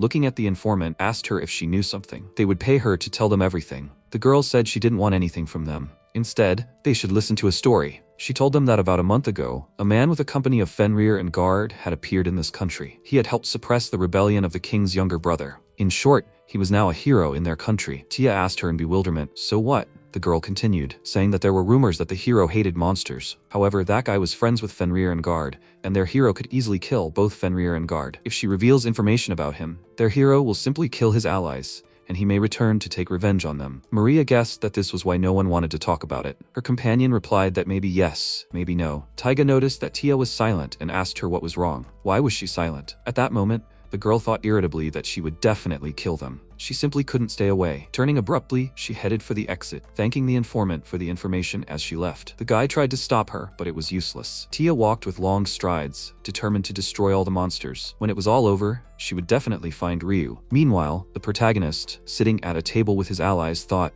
finally, they were done. They hadn't decided anything at the meeting. The Dragon Emperor and the Elder continued to discuss tactics for the battle. There was nothing for him to do there. Lear suggested that maybe they should take a walk around the palace. Karen enthusiastically agreed. The main character also agreed, but added that, in his opinion, they shouldn't wander around the palace mindlessly. They should warn someone first. Looking out of the room, he saw Tiamat and was surprised to see this servant standing next to the Empress. She asked him where they were going. The main character replied embarrassedly that they just wanted to look around the palace a little. Tiamat looked at him intently and told them to follow her. Karen let out a joyful cry. They followed Tiamat, but the protagonist couldn't shake a strange feeling. He wondered if this woman had been standing under the door the whole time. Tiamat, while leading them through the castle, explained that this was the dining room and that was the library. Then she took them to the roof of the palace and showed them that this was their training ground. Approaching the railing, she ran her hand through the air and said that this was the Imperial Garden. The friends were amazed by its beauty, and Karen, unable to contain her emotions, exclaimed admiringly that it was so beautiful. Lear agreed, saying, "Yes, it's beautiful." The protagonist agreed with his allies. Tiamat replied that she was very glad that they all liked it. She added that the princess also liked it very much. The main character was surprised. "The princess? Is the princess here too?" The woman replied that yes, she was very important to their country. The MC smiled and said, "I see." He noticed that he had only one question. Who was hiding there, behind the column? The edge of a dress and a curl of hair with a bow were peeking out from behind the column. The princess, realizing that she had been seen, came out from behind her hiding place and exclaimed, "So he noticed her?" The allies were very surprised. "This child is a princess?" She approached the main character, who asked her if she wanted something from him. The girl hesitated with her answer, then blurted out that he should give her his sword. The protagonist replied in the negative. The princess was indignant, asking why not. The main character said that such things were not toys for children. The princess became angry and protested that she was not a child. Tiamat apologized to him and said she would call her parents. The main character replied that it was a good idea. He sat down in front of the princess and told her that her parents would be coming soon. Karen asked her sympathetically if she was lost, they could wait for her parents together. The girl became even angrier. Did they think she was an idiot? She exclaimed to the protagonist that if he didn't give her his sword, she would take it by force. The princess suddenly lunged forward, intending to grab the weapon from him. The protagonist barely dodged her and asked indignantly what she was doing. The girl pressed him to give it to her. The protagonist resisted as best he could. He noticed with surprise that a child, she was moving too fast, but too predictably. The princess was no longer holding back. She was screaming desperately for him to finally give her what she wanted. The capricious princess was not letting up. The MC turned to his friends for help. Lear replied in surprise that he was doing just fine on his own. Karen turned to him as if he were her father and asked him to play with her later. The main character sighed in despair. There was no help. Meanwhile, the princess was furious. She shouted at him. How dare he disobey her? She was so angry with him. Suddenly, she was overcome with rage, and her fingers turned into long, sharp spikes. The main character exclaimed in amazement. What was that? The girl said he shouldn't have made her angry. Did he have anything to say before she got her revenge? With a scream, "Let him get what he deserves," she threw her hand forward and began to reach for him. The protagonist dodged, and the princess flew away from his protection to the side and fell. He was frightened for her and asked her if she was okay. The princess burst into tears and exclaimed that she was in great pain. The protagonist crouched down in front of her, and she, swallowing her tears, exclaimed why she couldn't defeat him. She was much stronger than him, so why she couldn't do it. The MC tried to calm her down, then asked if she wanted him to call a doctor. At that moment, Tiamat apologized for keeping him waiting. The protagonist turned around and exclaimed in surprise, "Empress?" Standing next to Tiamat was the Emperor's wife. The protagonist asked her in surprise why she was there. Shouldn't the princess's parents have come? The Empress smiled at him and apologized for her daughter's inappropriate behavior. The main character asked in surprise, "Your daughter?" The woman confirmed that this was true, that the princess was her daughter. Tiamat added that the girl was also her granddaughter.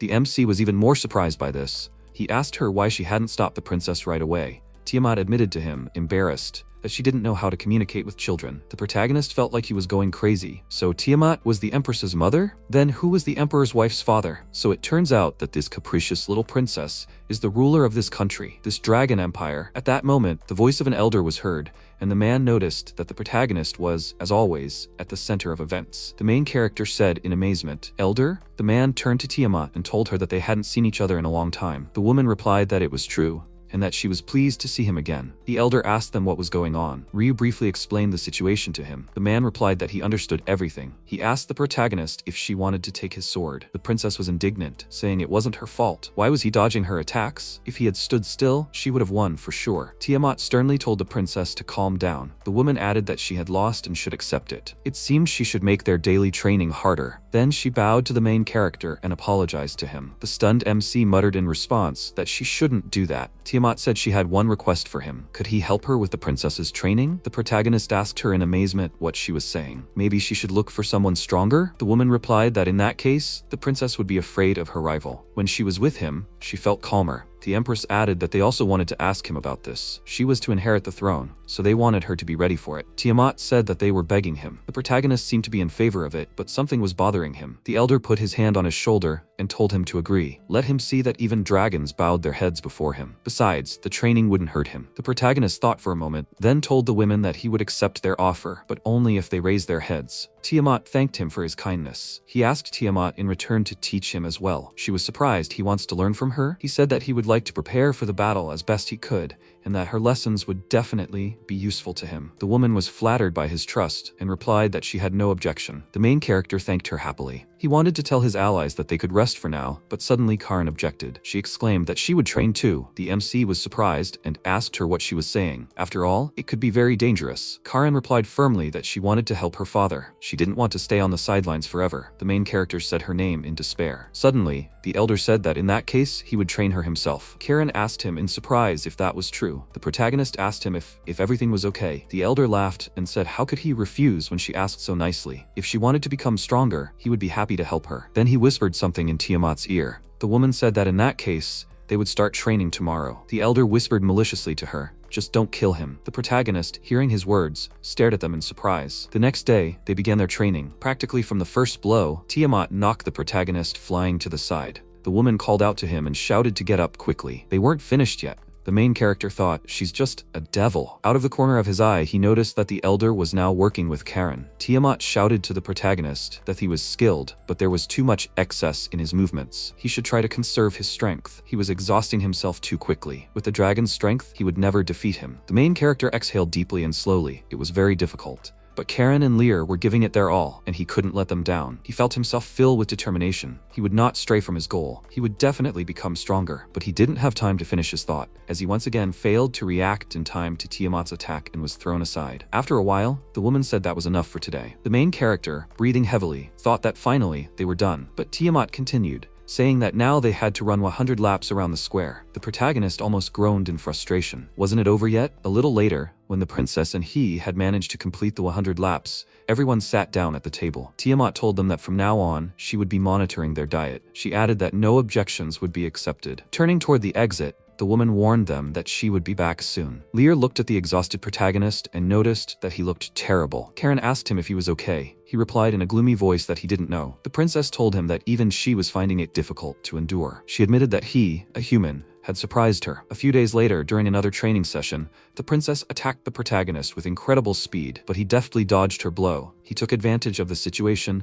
and struck back, winning the fight. After a while, the main character said that he was tired. The princess was indignant. She could continue. Tiamat told her that she was moving too simply. Before attacking, she should think through her movements. The woman looked at the MC and made the same remark to him, saying that he was moving well, but his reactions were too slow. She added that this might work with the princess, but if the enemy moved much faster, he would be doomed. He needed to always pay close attention to his opponent's movements. The protagonist replied that even if she said so, he could already feel her power. Tiamat said that it was quite simple. He just needed to feel his opponent's mana, where he was going, when to attack, and when to retreat. With that, he would be able to understand the situation in battle much better. By reading the enemy's mana, he will understand where he is going to attack next, Seeing the puzzled look on the protagonist's face, she said that she understood that it was difficult to understand in words. The woman asked him if he felt a certain pressure when he encountered a strong opponent. The protagonist replied in surprise that he did. Tiamat said that was good. He already knew what that feeling was like. In that case, they needed to reinforce it in real combat. She started to unbutton her shirt and the main character's eyes widened. He exclaimed, "What are you doing? Stop that immediately. Why are you doing this?" When he was able to open his eyes, he was surprised to see a huge dragon in front of him. Tiamat told him that from now on he would fight this form. The protagonist, covered in sticky sweat, asked her what she was saying. She told him to defeat her. He could use any weapon. Tiamat turned to the princess and said that she would also participate in the battle. Ryu could only attack her after he dodged the girl's attack. She added that he had only himself to blame for choosing her as his teacher. The elder warned him that the real training was about to begin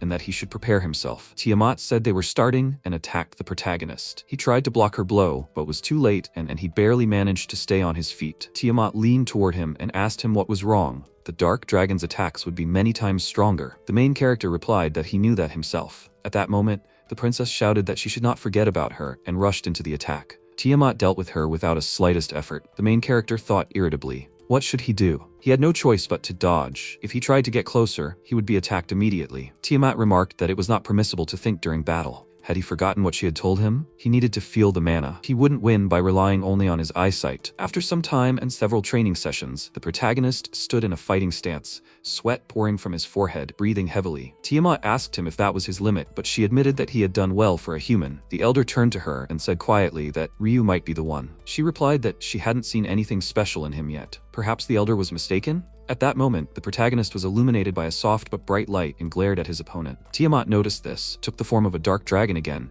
and decided that now was the time to try. The elder watched closely. Having won again, she asked him if that was all he could do as a human. Maybe she should just kill him? Meanwhile, the princess approached her and said that this was her chance. But upon hearing Tiamat's words, she asked her in surprise what she was planning to do. The dragon replied that in his current state, he would die at the hands of the dark dragon anyway. She could simply kill him without causing unnecessary suffering. She reached out her huge limb toward him and realized that this was the end. The princess tried to stop her. The protagonist, staring intently at his opponent, wondered why. He wanted so badly to catch up with his friends, but all he had done was in vain. He would not accept this. Tiamat struck him, but he was able to dodge it. The blow was so powerful that the princess barely remained standing. The protagonist, looking at his opponent's deadly limb, said that he understood. For just a moment, he saw the trajectory of the blow with the help of mana and was able to dodge it in time. Maybe now he can sense his opponent's mana? At that moment, Tiamat took her former form and congratulated him. She asked him how he liked her game. She could only hope that he really didn't believe she was going to kill him. The main character said, "Thank God," although he wouldn't say that it was all just a game. The woman laughed and replied that he had successfully passed her test. He could accept her congratulations. The protagonist happily thanked her. However, not everyone shared his joy. The princess was furious that she hadn't been told anything. They would continue until she too passed the test. Tiamat advised her not to be so selfish and to stop being so capricious. The protagonist was surprised, but hadn't she passed the test? They both stared at him in confusion, wondering what he meant. He pointed to his button hanging on a thread and said, "It looks like the princess did hit him. Her mission was to hit him, right?" Tiamat rubbed her forehead and replied that formally, yes. She agreed with his reasoning and told the princess that she had also passed the test. The girl exclaimed joyfully, "Really?" She was delighted like a true child that the protagonist had praised her and stroked her head. She laughed happily and realized that, of course, she had passed. After all, he had been able to do it too. Lear and Karen told them that it was amazing. Now they should eat properly. The main character was happy to see his friends. Sometime later, late in the evening, the elder told Tiamat that he never thought they would ever drink together like this again. There were times when they couldn't even talk quietly for a minute. The woman, sitting across from him at the table, laughed and pointed out that it was true, but at least they always had something to do. He asked her how their training was going. Tiamat replied that everything was fine and that the protagonist was making progress. The elder smiled. He never thought she would praise a human being. The woman said that she could never have imagined that she would be training a human. Let him remember her words, for the time would come when Ryu would surpass even them. She added with a touch of sadness that perhaps she was glad that the princess was following his example. She wondered if she would be able to marry the young lady to the main character. The elder choked on her words and asked her, was she drunk? Marry the dragon princess to a human? That was simply impossible. The woman parried him, saying that it would not be easy, of course, but it was not impossible. If he became stronger than them, then others would recognize him. Besides, as he himself had said, the elder, the protagonist, was that very man. The man replied, and indeed, he had laid his hand on him. Tiamat continued, saying that she herself had seen his strength today, and that no ordinary man could possess such power. The elder asked her why Ryu, of all people. She replied that many had already tried to obtain his power through a contract, but each of them had died a terrible death. The choice would be up to him. If the one they were talking about found out about the protagonist, they would have a lot of problems. After all, he had gained a power that no one else had ever been able to master. The elder asked her if anyone else knew about this. Tiamat said she didn't think so. After all, the one they were talking about had disappeared many years ago. She asked the elder to tell her how he had met the protagonist. He replied that he would tell her everything. When the time came, Ryu's hidden power would reveal itself in all its glory. Meanwhile, the main character continued his training with Tiamat. After a few moves, she noticed that he had become much stronger. Catching his breath, he asked her if it was true. The woman replied that it was true. His skills had clearly improved. She was amazed at how quickly he was progressing. He was delighted to hear this. He rejoiced. He was already reaping the rewards of his hard training. Perhaps he would even be able to defeat the dark dragon. Tiamat laughed and said that there would be no training tomorrow. He asked her in surprise what she had said. The woman replied that he had been training every day and his body was very tired. Rest was also part of training. She would inform the elder, but in the meantime, why didn't he go for a walk with Karen and Lear? The main character said that was a good idea. He thought that they hadn't had a chance to walk around the city yet. Maybe they should go and see the sights. The next morning, the protagonist was awakened from his sweet sleep by someone calling him and asking him to wake up. He opened his eyes and stared in surprise at Lear, who was trying to wake him up. She told him that Karen was already waiting for them and that he should get dressed quickly. He had promised them that they would go for a walk today. A little while later, the friends went out into the city. The protagonist asked his friends where they were going. They didn't know, and Lear added that she didn't know the city. He remembered that Karen had been looking at ribbons, so they could go to that store. His allies enthusiastically agreed to his suggestion. Suddenly, out of nowhere, a princess appeared next to them. The main character said that she had come. She replied that since they didn't know anything here, she would show them everything. They should be grateful to her for that. The main character didn't think he would go for a walk with the princess, but the day before, Tiamat had asked him to do so. He was surprised to take the princess for a walk. The woman confirmed that this was indeed the case. She had been asked to attend a meeting, and there was no one to look after the princess. The main character reasonably pointed out, "What about the other servants?" She replied that, unfortunately, they were unable to restrain her violent temper. She was sure that he could handle it, and now he realized that if anything happened, he would definitely get into trouble. The princess turned around and told them to follow her. When they entered the shop, the salesman bowed to the princess and asked her what she wanted. The girl replied that her friends wanted to buy jewelry, which was why she had brought them there. Lear and Karen were already looking at the jewelry and discussing what they looked like. Lear noticed that there was so much jewelry. The protagonist noticed how the princess looked at his friends and asked her if she wanted to look with them. She raised her head and proudly said that she was a princess and already had everything. He replied reasonably that they were girls, and girls liked jewelry. She said nothing in response, only glanced at him sideways. Then she asked him if she could ask him something. He looked at her, letting her know that he was listening. The princess asked him a question, why he wanted to become stronger. The main character didn't know how to answer her right away. It was so sudden. She asked him to just answer her. He hesitated, but finally said that he wanted to be on par with his friends. They had both been given rare combat professions, but he wasn't as lucky as them and had fallen behind. That's why he wanted to become stronger. The princess asked him if he wanted power because he had an unsuccessful profession. What kind of profession was that? The protagonist replied briefly that his job was a mentor. The girl was surprised by what he said. He was just a mentor? So she had lost to an ordinary mentor? The main character said that he had trained a lot and had only been able to gain his strength thanks to Lear. If he hadn't met her, he would have remained a simple shepherd and never seen other countries. She asked in surprise. Other countries? She was full of questions. Where had he been, and what kind of people were there? Was it fun there, or not so much? The protagonist replied in surprise that he hadn't traveled much. He had only been to one country. In turn, he asked her a question in return. She was a princess. Shouldn't she travel a lot? The girl wilted and said in a barely audible voice that she had never left the empire. Since she was a princess, she was not allowed to leave her country just like that. She added even more quietly that she felt like she was in a cage here. The protagonist sympathetically remarked that he understood her. The princess immediately asked him irritably what he was talking about. How could he understand? Was he also from a royal family? Did he think she was so easy to understand? He laughed and replied that he was just like her. He had never left his village and learned everything from his friends. He envied how they could travel freely, and when they brought back souvenirs, it only made him more jealous. She felt the same way, didn't she? The princess looked at him in amazement and hesitantly said that it was true. Her parents and grandmother always looked after her. but even care has its limits. The princess became more and more excited and exclaimed with undisguised desire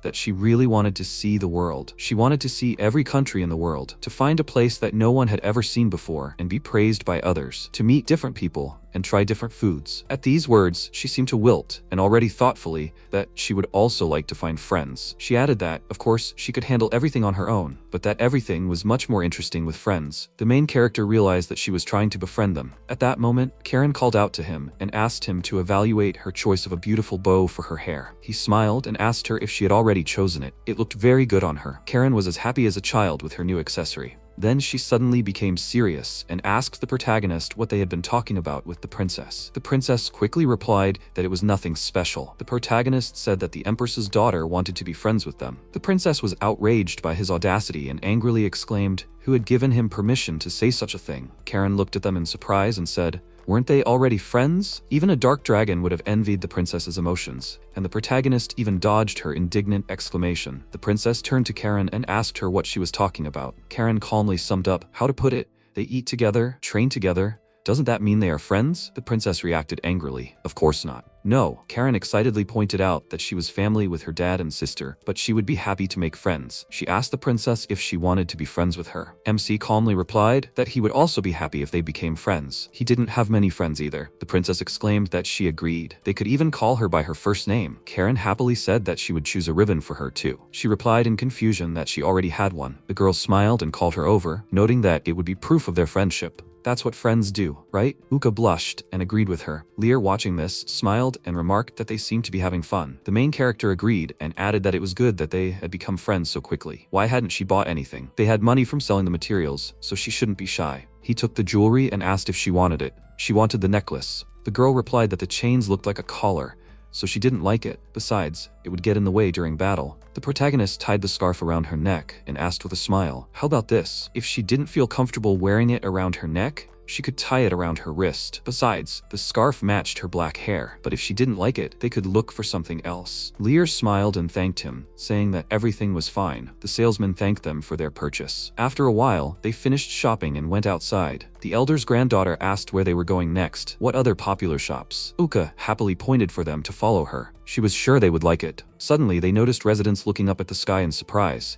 Then they looked up and saw a huge dragon. Tiamat descended to the ground and noticed that she had finally found them. The main character, confused, asked if something had happened. She replied with a serious expression that they had a problem. The seal in the cave of the Dragon of Darkness had weakened too much. It seemed that he would break free sooner than they had expected. According to preliminary forecasts, the dragon would break free today, so they had to prepare well. The MC asked excitedly, "Today? Is it really starting already?" He thought it was too sudden, but there was no other way out. The protagonist called out to her and asked if he could see the seal. Tiamat agreed and said that was why she had been looking for them. They needed to return to the castle, and from there, they would all go to the cave together. At that moment, in the cave, the dragon joyfully announced that he would soon be free and fulfill his desires. After some time, Lear looked up at the sky and noticed that the hour had come. The MC called out to the Empress's mother and asked if she had already fought the dark dragon. She replied that she was young at the time and therefore unable to fight, but her relatives were able to, and he was very strong. He thought that even for Tiamat, this dragon was a formidable opponent. Would he really be able to defeat him? Seeing his anxiety, the woman told him not to worry. He may be human, but he was not weak. He had achieved a lot in his life. If he couldn't believe in himself, let him believe her. Let him believe in himself because he was strong. The protagonist was filled with motivation and happily agreed. Oka exclaimed with a sly smile that she would try her best too. She couldn't let him take all the glory. After a while, they descended into the cave. The emperor asked the spellcasters holding the seal how things were going. MC, watching this, asked who these people were. Tiamat smiled and replied that they were spellcasters from their empire. They were feeding the seal with magic to keep it going longer. Suddenly, they cried out excitedly that the seal would not hold any longer. In a few minutes, the dragon would awaken. The emperor replied that they should leave the rest to them. The seal began to crack, and the wall started to crumble. He shouted excitedly for everyone to evacuate immediately. The dragon was about to break free. The three-headed dragon emerged and remarked that he had been waiting a long time for this day to come. There are dragonsnits, Fenrir, and even a human. Could he be a hero? MC excitedly replied that he was not a hero. The emperor excitedly ordered everyone to prepare for battle and not let their guard down. The dragon began to cast a spell and said that he was not interested in these annoying insects. The Fenrir, who were caught in the spell, disappeared in an instant. Lear shouted furiously, asking where he had sent them. He replied that he had simply transported them to another dimension. He wanted to fight them because they were this boys' group. "Come on, Let them entertain him. At that moment, in another dimension, the Emperor in wolf form tried to break through the wall, but after failing, he shouted excitedly that they couldn't get through. Lear's mother said that it seemed like this space had been created by the dragon's magic. Lear's grandmother excitedly remarked that it was such powerful magic. The monarch exclaimed that they had to hurry, because Lear and the others were still there. The elder stopped him with a serious expression and said that they had trained hard for this day, so they would be fine. Now they needed to think about how to get out of there. Suddenly, a creature of darkness lunged at him, and Lear's mother called out to him in alarm. The elder dodged at the last moment and remarked that he hadn't wasted any time. At that moment, in the real world, the dragon used its magic and began to attack them. The main character concentrated and dodged the attack once again. The enemy asked mockingly if he had dodged again. He told them to stop running and attack. The protagonist rushed into the attack and shouted that he wouldn't ask twice. He struck the dragon and wounded its arm. MC was surprised he didn't dodge. Then he realized that this was not the case. Rather, he had deliberately exposed himself to the blow. Tiamat cried out excitedly, telling the protagonist to be careful. The dragon could create creatures of darkness from blood. They should not attack recklessly, or they'll be at a disadvantage. At that moment, a creature of darkness pounced on the main character. He cut the snake in half and thought to himself, so that's what she meant. Tiamat, watching the battle, thought seriously that he had become much stronger than before, and with a scratch on his arm, the dragon could create creatures of darkness. If they didn't kill him with one blow, they would simply be overwhelmed by their numbers and all die. However, they had the power of that man. The dragon mockingly cast the spell again and asked, "How about this?" MC, standing in a fighting stance, smiled and replied that as long as they were together, they had nothing to fear. Suddenly, a huge number of seals appeared next to the dragon, and everyone was amazed at the sight. The main character shouted excitedly that there was no way they could dodge such an attack. Lear asked in fear, how could he have so much strength when he had only just awakened? The dragon asked mockingly what was going on. Hadn't they come to kill him? He thought that if they did nothing, they would die. But if they attacked, the number of creatures of darkness would only increase. What should they do? Tiamat shouted with a serious face. Don't rush. They need to think carefully about a plan. Let them do what they can. She thought nervously that even though Ryu and the others had become stronger, they lacked combat experience. She hoped that the Emperor and the others would return in time. Until then, she had to protect them. Suddenly, Uka approached them and exclaimed with a sly smile that they should just kill him with one blow. Let them leave it to her. She would simply kill him before he could activate his spells. The girl instantly transformed into a white dragon. Seeing this, MC was surprised and wondered if that was her dragon form. Uka began to attack and shouted that he was finished. The dragon smiled and, using magic, replied that it was stupid. She was terrified, thinking that he was using silent magic. Seeing this, everyone else called out to her excitedly. In an instant, Tiamat, who had taken the form of a dragon, stepped in and saved her. The dragon asked mockingly if she had sacrificed herself for the sake of others. What kind of foolishness was this? He told her to get away from there. He instantly threw her aside. Uka shouted excitedly to her, "Tell her to hold on." Tiamat, lying on the ground, realized that she couldn't move. Was it some kind of paralysis magic? If she didn't get up, it would be bad. The dragon asked what they called themselves heroes. The previous hero was much better than them. Come on, let them try and entertain him. Meanwhile, the Emperor and the others broke free from their captivity and dealt with their enemies on their way to their allies. He cursed. They were all advancing. There was no end to these monsters. He told the elder that things were bad. They had stayed too long. They had to hurry to Ryu and stay. They had to come up with something quickly before it was too late. The Emperor mentally addressed the protagonist and asked him to hold on. At that moment, the dragon grew even more enraged. He asked the main character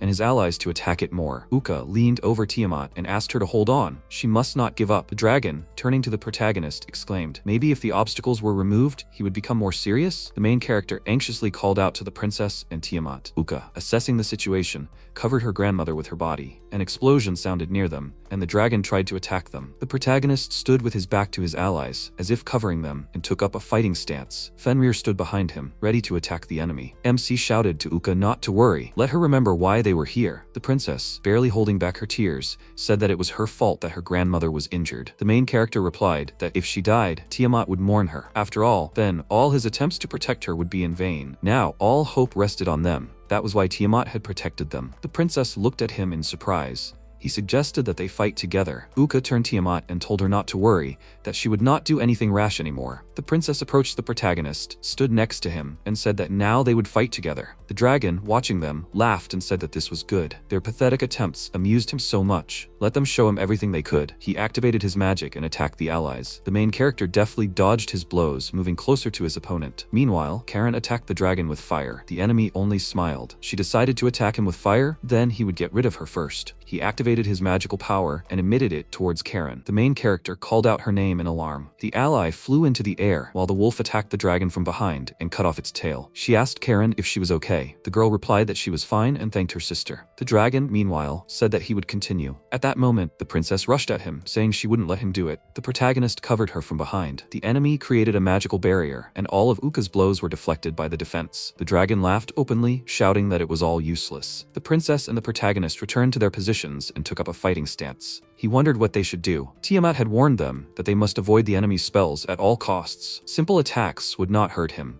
and he would summon creatures of darkness from his wounds. How could they defeat such a monster? He decided that he needed to remember all his training. The dragon must have some kind of weakness. Maybe if he used magic reading, then they could defeat him? Suddenly, the protagonist's attention was drawn to the enemy's tail. There was some kind of schematic drawing on it. Could this be his weak spot? Of course, that couldn't be true. But what if it was? The protagonist decided he had no choice. He called out to his allies and told them he had a question. When the protagonist told them his idea, the wolf asked him in surprise, "What if it doesn't work? Do you even understand how dangerous this is?" The main character replied that he was sure they could do it together. Even if something happened, he was sure they could protect him. He believed in them, so he wanted to try. His allies looked at him in amazement. Then the wolf replied that she understood him. They would do it. Karen also exclaimed resolutely that she would try too. Oka said that she was in too. She would try very hard too. The main character wanted to say something to her, but the dragon interrupted him and asked them if they had decided to do something. Did they naively think that he would let them? No way. That would never happen. The dragon began to recite a spell, but at that moment,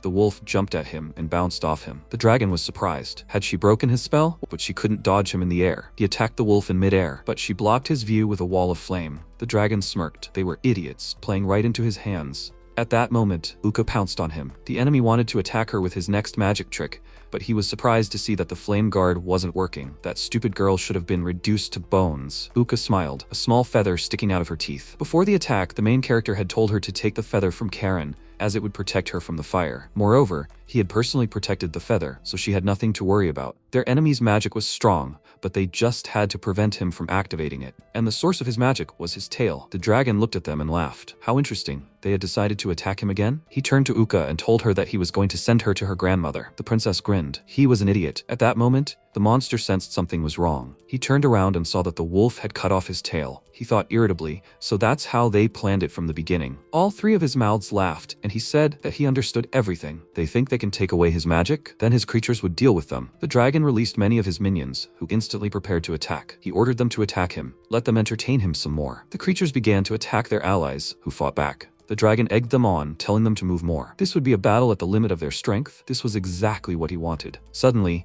he realized that someone was missing. The enemy looked closely and realized that the main character was not among them. Could he be up to something? The wolf began to attack him directly, distracting his attention. The dragon shouted, "Where is he? Let this hero show himself." The protagonist appeared from behind the wolf and replied that he was there. A bright light shone from the weapon in his hands. The enemy was surprised. He had put magic into the blade. So, he had been accumulating magical power all this time? The main character loomed over him and noticed what he was looking for. He shouted to the dragon to let him have the real hero. The MC attacked him with astonishing speed. The enemy didn't even understand what had happened. But a few minutes later, he lay defeated on the ground. The protagonist's allies spoke in surprise. Had they defeated him? But at that moment, the enemy moved one of his heads. The MC looked at him warily. Then he told his friends that yes, they had defeated him. They had accomplished this difficult task. Uka rushed to Tiamat, wanting to help her up. The main character realized that the dragon wanted to tell him something. He cautiously approached him and heard the enemy say that it was a good blow. Simply incredible strength. Even he, the dragon of darkness, was defeated. What did he want as a reward for his efforts? Ah, yes, he was a hero, so his knowledge of magic would be useful. The main character thought in surprise. Was he no longer going to fight? He replied aloud that he had not fought him for a reward. Let him answer him. What was his goal? Why did he want to fight the hero so badly? The dragon said he just wanted to fight a strong opponent. He wanted to know how strong he was, and for that, he needed a worthy opponent. Fortunately, people came here in droves, but no one could last long, and he realized that only a hero could fight him. However, everyone began to fear him, even the heroes, so they decided to seal him away. He just wanted to find someone who could match his strength. The main character and his allies listened to him in amazement. The dragon remarked that being born with great power was a true curse. The protagonist remembered the words of his friends when they told him that they had become much stronger, so they were going on a journey. The mentor could not fight, so he would stay in the village. They said goodbye to him and asked him to take care of the animals in the settlement. The main character thought about the dragon. Was he lonely? The enemy noticed his hesitation and asked him what was wrong. Let him tell him what he wanted, and if nothing came to mind, then he should just finish him off. The MC said that he had decided to offer the Dragon of Darkness to be friends. Everyone was stunned by his words, including the dragon. Finally, the wolf exclaimed, turning to the protagonist, asking him what he was talking about. The dragon also asked him what he meant. The main character replied that he understood him like no one else. Possessing great power, he was very lonely, and since they had defeated him, they were now his equals. Therefore, he once again offered to be friends. The wolf tried to stop the protagonist, but Ryu laughed and ignored her, asking the dragon if he would grant his wish. The enemy wanted to say something, but at that moment, Uki shouted that she was against their friendship. She added that he had killed so many people, and he had wounded her grandmother. She would never be friends with such a creature. If they forgave him, he might start killing again. The main character waited for her to finish her angry tirade, then said that after hearing his story, he understood that the dragon was no longer going to kill anyone. Uko wanted to say something, but Tiamat called her over and told her that they had defeated him and the spell was broken. The princess rushed to her grandmother with delight and hugged her tightly. Tiamat noted that the world of monsters was a world where the strongest survived. She looked at the protagonist and told him that the choice was now his. Ryu replied that if he became evil again, they could defeat him again. If they could do it now, they could do it again. They might not trust him, but did the princess not trust him? Her friend? She thought for a moment and said, "All right, but only this once. If anything happened, it would be on his conscience." The main character smiled at her and thanked her. He turned to the dragon and asked him, "So, what is your answer?" The enemy laughed weakly and remarked on what a strange request it was, but he agreed to let him heal him. The dragon activated the healing and directed it at the MC. He added that this would be proof of their friendship. The main character was surprised to feel a slight burning sensation in his chest and asked him what it was. The dragon replied that he had placed a piece of his soul inside him. He said that they would see each other soon and disappeared right before his eyes. The main character was amazed. Did he disappear? Suddenly, he felt weak and fell face down on the ground. The wolf called out to him anxiously and ran up to him. The protagonist, meanwhile, realized that he was in some kind of dark place with glowing balls around him. He was in one of the balls, and someone was stroking his head. He realized that he had lost consciousness. Opening his eyes, he asked where he was, or finally spoke, saying that he had woken up. The main character was surprised to recognize the girl. He was surprised to notice that they hadn't seen each other in a long time. Was she awake already? Did that mean she had recovered? Replied that she had, but she could only talk to him in this world. Did he know how reckless he was? In the battle with the dragon and during training, he had been on the verge of death. Wanting to become stronger was not a bad thing, but he was taking too many risks. The main character asked in surprise during training, so she had lent him her strength. He replied that he understood and promised her that he would be more careful in the future. Smiled and said she was glad to hear that. Ryu told her that the dragon had placed a part of its soul in him. She replied that it was true, that the egg was over there. The girl pointed to a dark oval hanging in the air. The protagonist was surprised. Was that the dragon's soul? It looked very beautiful.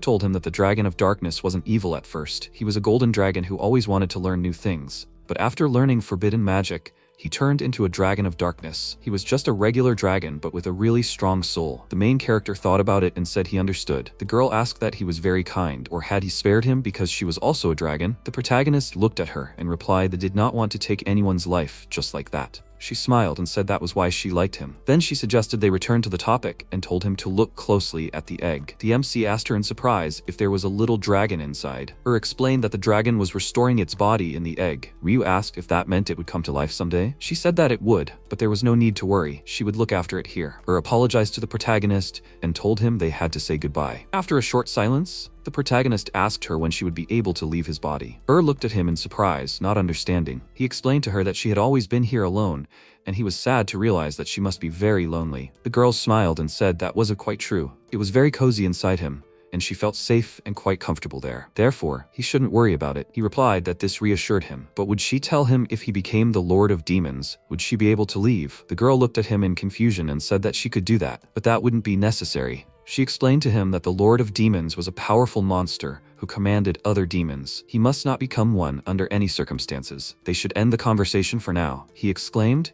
that she should wait a little longer and not leave.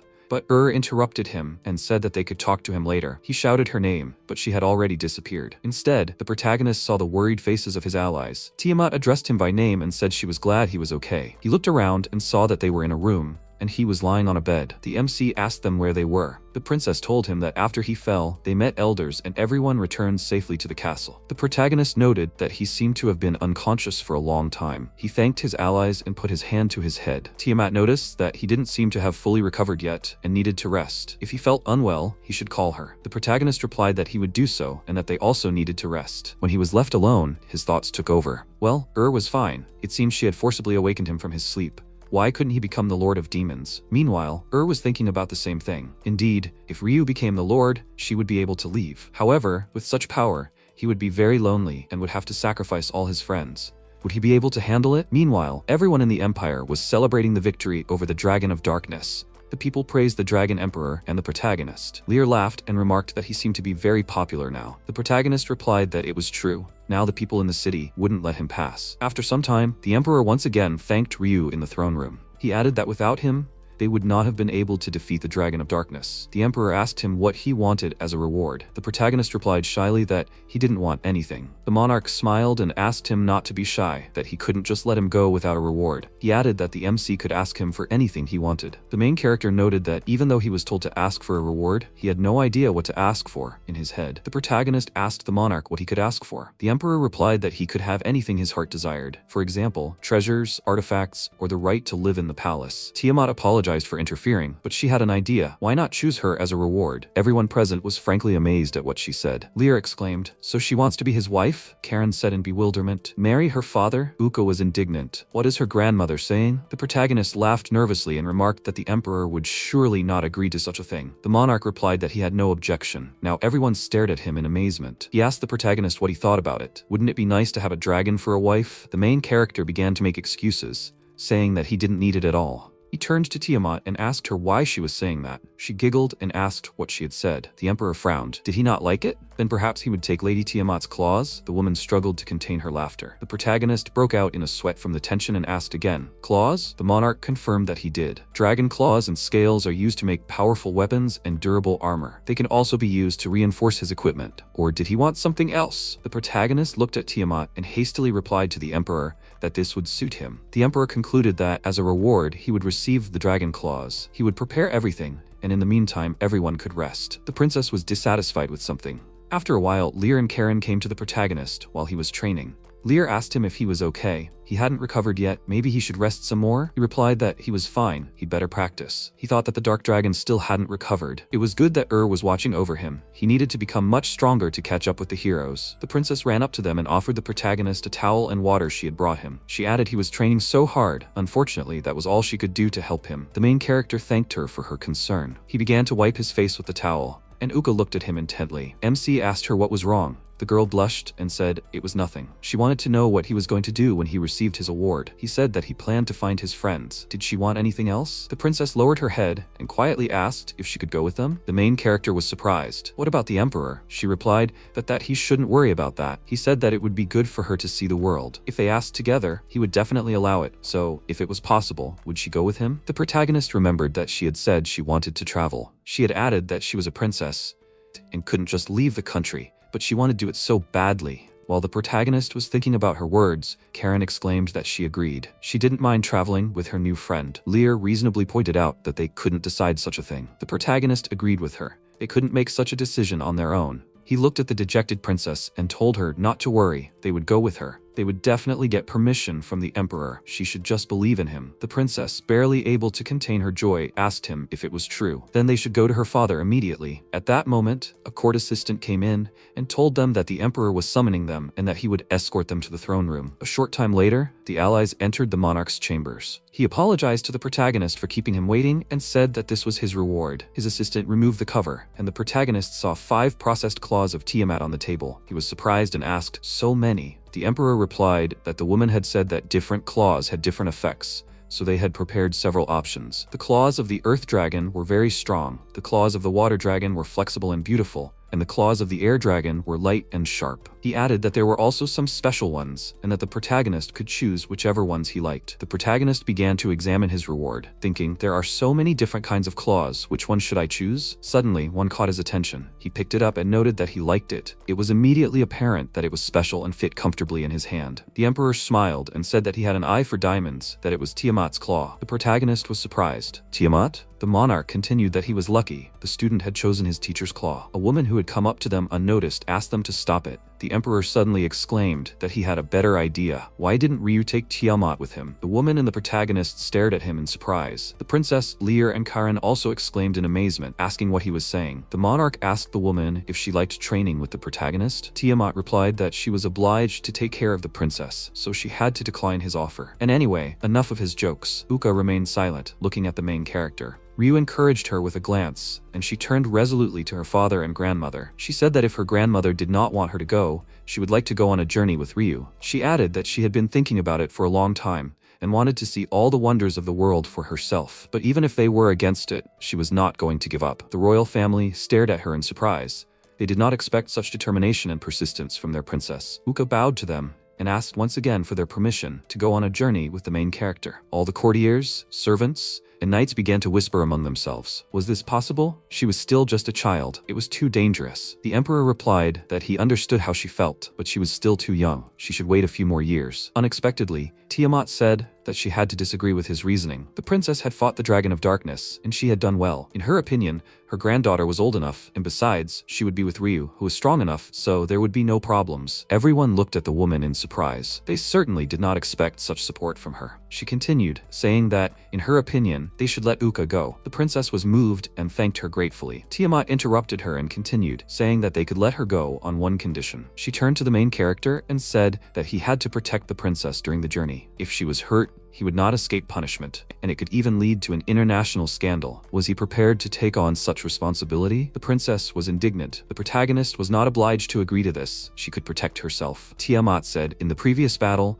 she had proven the opposite. If the main character cannot protect her, she cannot give her consent. She turned to the main character again and asked him to give her an answer. The protagonist felt a little uncomfortable. To be honest, he could not make such a promise. He does not know what might happen to them during the journey, so he cannot guarantee that the princess will not get hurt. Uka, seeing his hesitation, folded her hands imploringly across her chest. However, if he refused, he would upset her and undermine her faith in him. He raised his head and said that he promised that if anything happened, he would definitely help her. And not because she was a princess, but because they were friends. Therefore, they asked for her permission for the princess to travel with her friends. Tiamat narrowed her eyes and looked at him intently. So he was the princess's friend? He replied that it was as if that was true. The woman turned to the emperor and asked him what he thought about it. Would he, as a father, let his daughter go? After a moment's thought, the monarch replied that he could not refuse the request of their benefactor. He turned to his daughter and told her that she could go on her journey. The princess held her breath, unable to believe her luck. Then her emotions overwhelmed her, and she began to rejoice enthusiastically that she would be able to see the world. She and the protagonist clapped their hands together in friendship,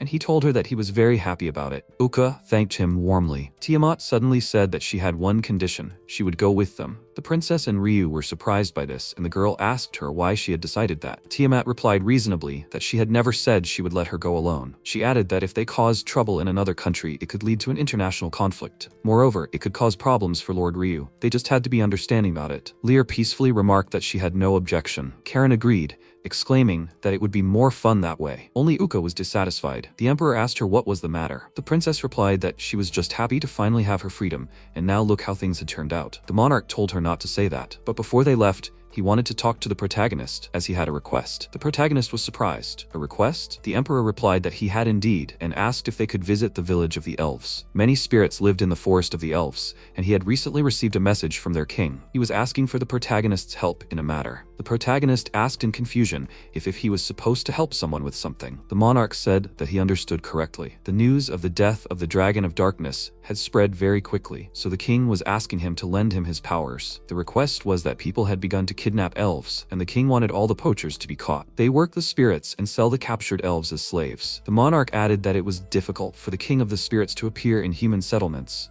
so he was asking the protagonist for help. The main character replied that he understands everything, because he is also human. The MC thought that the king had asked for help from someone he hated. He didn't mind helping him, but what would the others say? Lear answered for everyone, telling him to do as he saw fit. She was sure they all felt the same way. The princess said, "Isn't that the best part of traveling? Doing whatever you want." The main character looked at his allies with a sly smile and agreed. He replied to the monarch that he would go to the elf village. He added that he was flattered that the king had decided to ask for his help, and that he was happy about it. So, he would be able to talk to the king of the spirits himself? The monarch dampened his enthusiasm a little, saying that this was not the case, that the village elder would speak to him on his behalf. The elf village was located in the south of the Great Forest. The main character replied that he understood and that they could set off on their journey. The emperor turned to his daughter and told her to have a good time on her trip. The empress waved to her and wished her luck. The princess was jubilant, and even when they all gathered to leave the palace, she shouted loudly that they were leaving. After some time, they reached the southern part of the Great Forest. The protagonist complained that the roots made it difficult to walk. Tiamat noticed that there were many large trees in this part of the forest. They were approaching an elven village, and it would be easier for them to walk further. The main character replied that he understood and told his allies that they didn't have far to go. Uka was walking last. It was obvious to the naked eye how tired she was and how hard it was for her. The protagonist looked at her anxiously,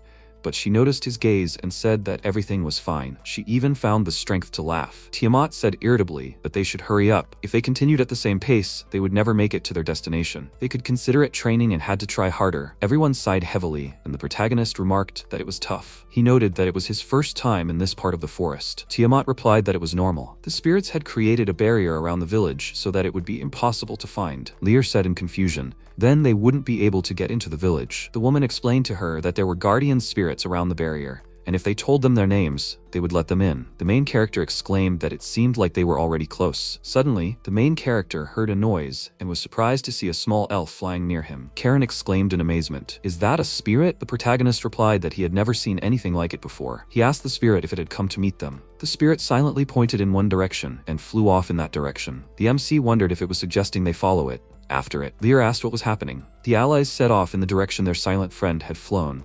The main character, watching the spirit's flight path, wondered where he was going. Tiamat replied that she did not know, but they were beginning to move away from the village. Suddenly, the protagonist heard someone's voice. Running out of the forest, they saw a strange sight. Where they had run, there were many spiders. The princess exclaimed, "What is this?" Tiamat noticed that they were monsters, forest spiders. The protagonist asked her in bewilderment where they had come from. At that moment, Karan caught his attention and shouted that the spiders were attacking people. The protagonist and his allies saw a terrible scene. Some people were surrounded by these monsters. Ryu shouted that they had to help those poor people. His allies enthusiastically accepted his proposal. One of the spiders attacked a man, but the protagonist arrived in time and destroyed the enemy. The friends joined the fight against the monsters and very soon dealt with them. The main character breathed a sigh of relief and asked his allies how the guy was. Was he safe? Lear replied that he was, but he had fainted, unconscious. Tiamat examined the guy and noted that he did not seem to have any serious injuries. Ryu saw the spirit of the elves again, who appeared next to him, and smiled, realizing why he had brought them here. At that moment, someone from the overturned wagon addressed the protagonist and asked him if he could help them. Perhaps he could release them? When the protagonist and Lear approached, they were surprised to see that the cart equipped with a cage, behind bars, there were elves. The allies freed the prisoners, and the elves thanked them, bowing low. Helen said that they could not reward them now. The main character replied that it was no problem. He had come here at the request of the king of the spirits, and his name was Ryu. The princess added that it was good that they were all right. The main character continued that it was this spirit who had brought him here. He wanted to point to the one who had brought them here, but the spirit smiled and put his finger to his lips, signaling the protagonist not to talk about him. The elf asked him in surprise, "A spirit? Had something happened?" The main character hesitated, then laughed and replied that nothing was wrong.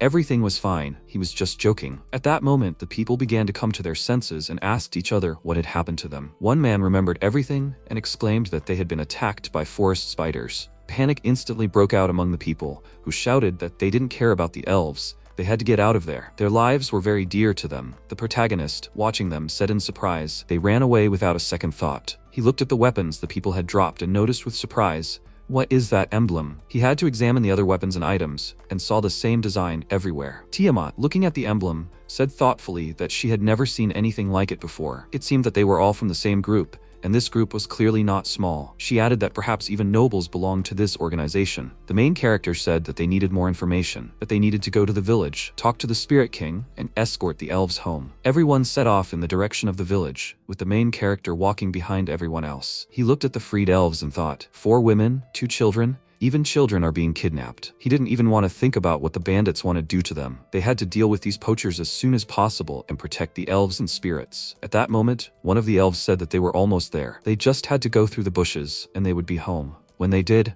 a village appeared before the eyes of their surprised friends. Helen pointed to one of the buildings and told them that it was their home. The protagonist said in amazement, "It's an elf village." At that moment, an elf man rushed towards Helen. The girl hugged him and said she was very glad he was all right. Alray Solon, hugging his granddaughter, muttered how worried he had been when she was kidnapped. Helen winced at the force of her grandfather's embrace and told him that it hurt. The main character watched this with a smile and thought, family? Helen pointed to him and told her grandfather that this man had saved them. The elf approached the protagonist, bowed and thanked him for saving the elves. The main character replied that there was no need to bow and thank him. He had just helped in a difficult moment. Helen turned to her grandfather and pointed out that they had come at the request of the Spirit King. Al was surprised. Was that true? He asked the MC if he was Mr. Ryu. Clearing his throat, he introduced himself as Al Ray Solon, the elder of the village. The main character was surprised. An elder? He didn't look more than 20 years old. He looks very young for an elder. Do elves even age? The elder told him that he would take him to the Spirit King and that he should follow him. When they entered the large house, the main character saw a large wooden table in the middle of the room in the shape of a tree stump,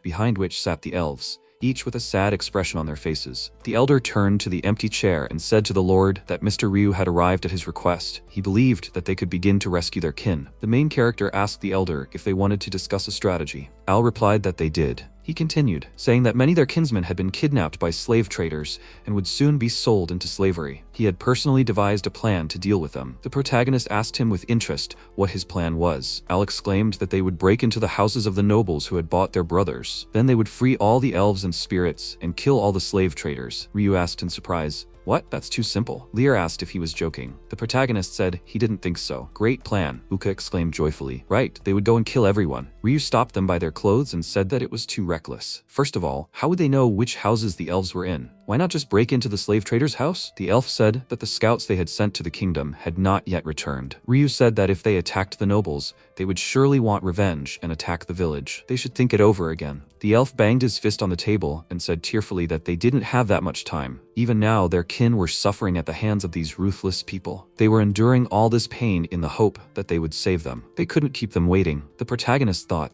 So that's how it was. It was also very difficult for them, and they were in such a hurry because they wanted to save the elves and spirits as quickly as possible. He said that they needed to think everything through first, because if they attacked indiscriminately, the elves could be killed and they would waste a lot of time. Ryu asked to be given this task. He would go to the slave traders as a buyer. During the sale, he would be able to find out the necessary information and possibly buy some of them back right away. The elf asked if it wasn't too dangerous. Uka said discontentedly that it was, and besides, did he know how much money he would need for that? Ryu said that they would just have to earn it, and he would get money from selling the materials from hunting in the Great Forest. Besides, he still has a small stock from the sale in the Kingdom of the Dwarves. He thought he had about 60 gold coins left. The main character called out to Al and asked if there were any dangerous monsters in the area. Al agreed. There were many forest spiders living there, and they had recently appeared in the forest and begun to multiply rapidly. They had already suffered enough from them. Tiamat asked him not to forget about the monsters they had already defeated. Ryu agreed, saying that meant there would be no problems. The main character raised his hand and exclaimed that he was starting the mission to save the elves and would do everything possible. Meanwhile, in the forest, the elf turned back warily and asked discontentedly where he had been all this time. He had been looking for him for a very long time. The Spirit King apologized, saying he wanted to learn a little about Ryu. The elf awkwardly remarked that if he kept running away like this, he might get into trouble. And what did he think of him? The Spirit King said that he was a very interesting guy and was sure he could help their village. Although he was a mentor, he was a very brave and kind-hearted young man. The elf asked if there was peace between humans and spirits. The king agreed. Why not sign a contract on the use of spirit power? Spirit power could be very helpful to humans in many ways. The elf asked what the advantage was. The Spirit King said he would explain. Nowadays, humans had completely forgotten about the blessings of the spirits and used them as mere laborers. They could change that,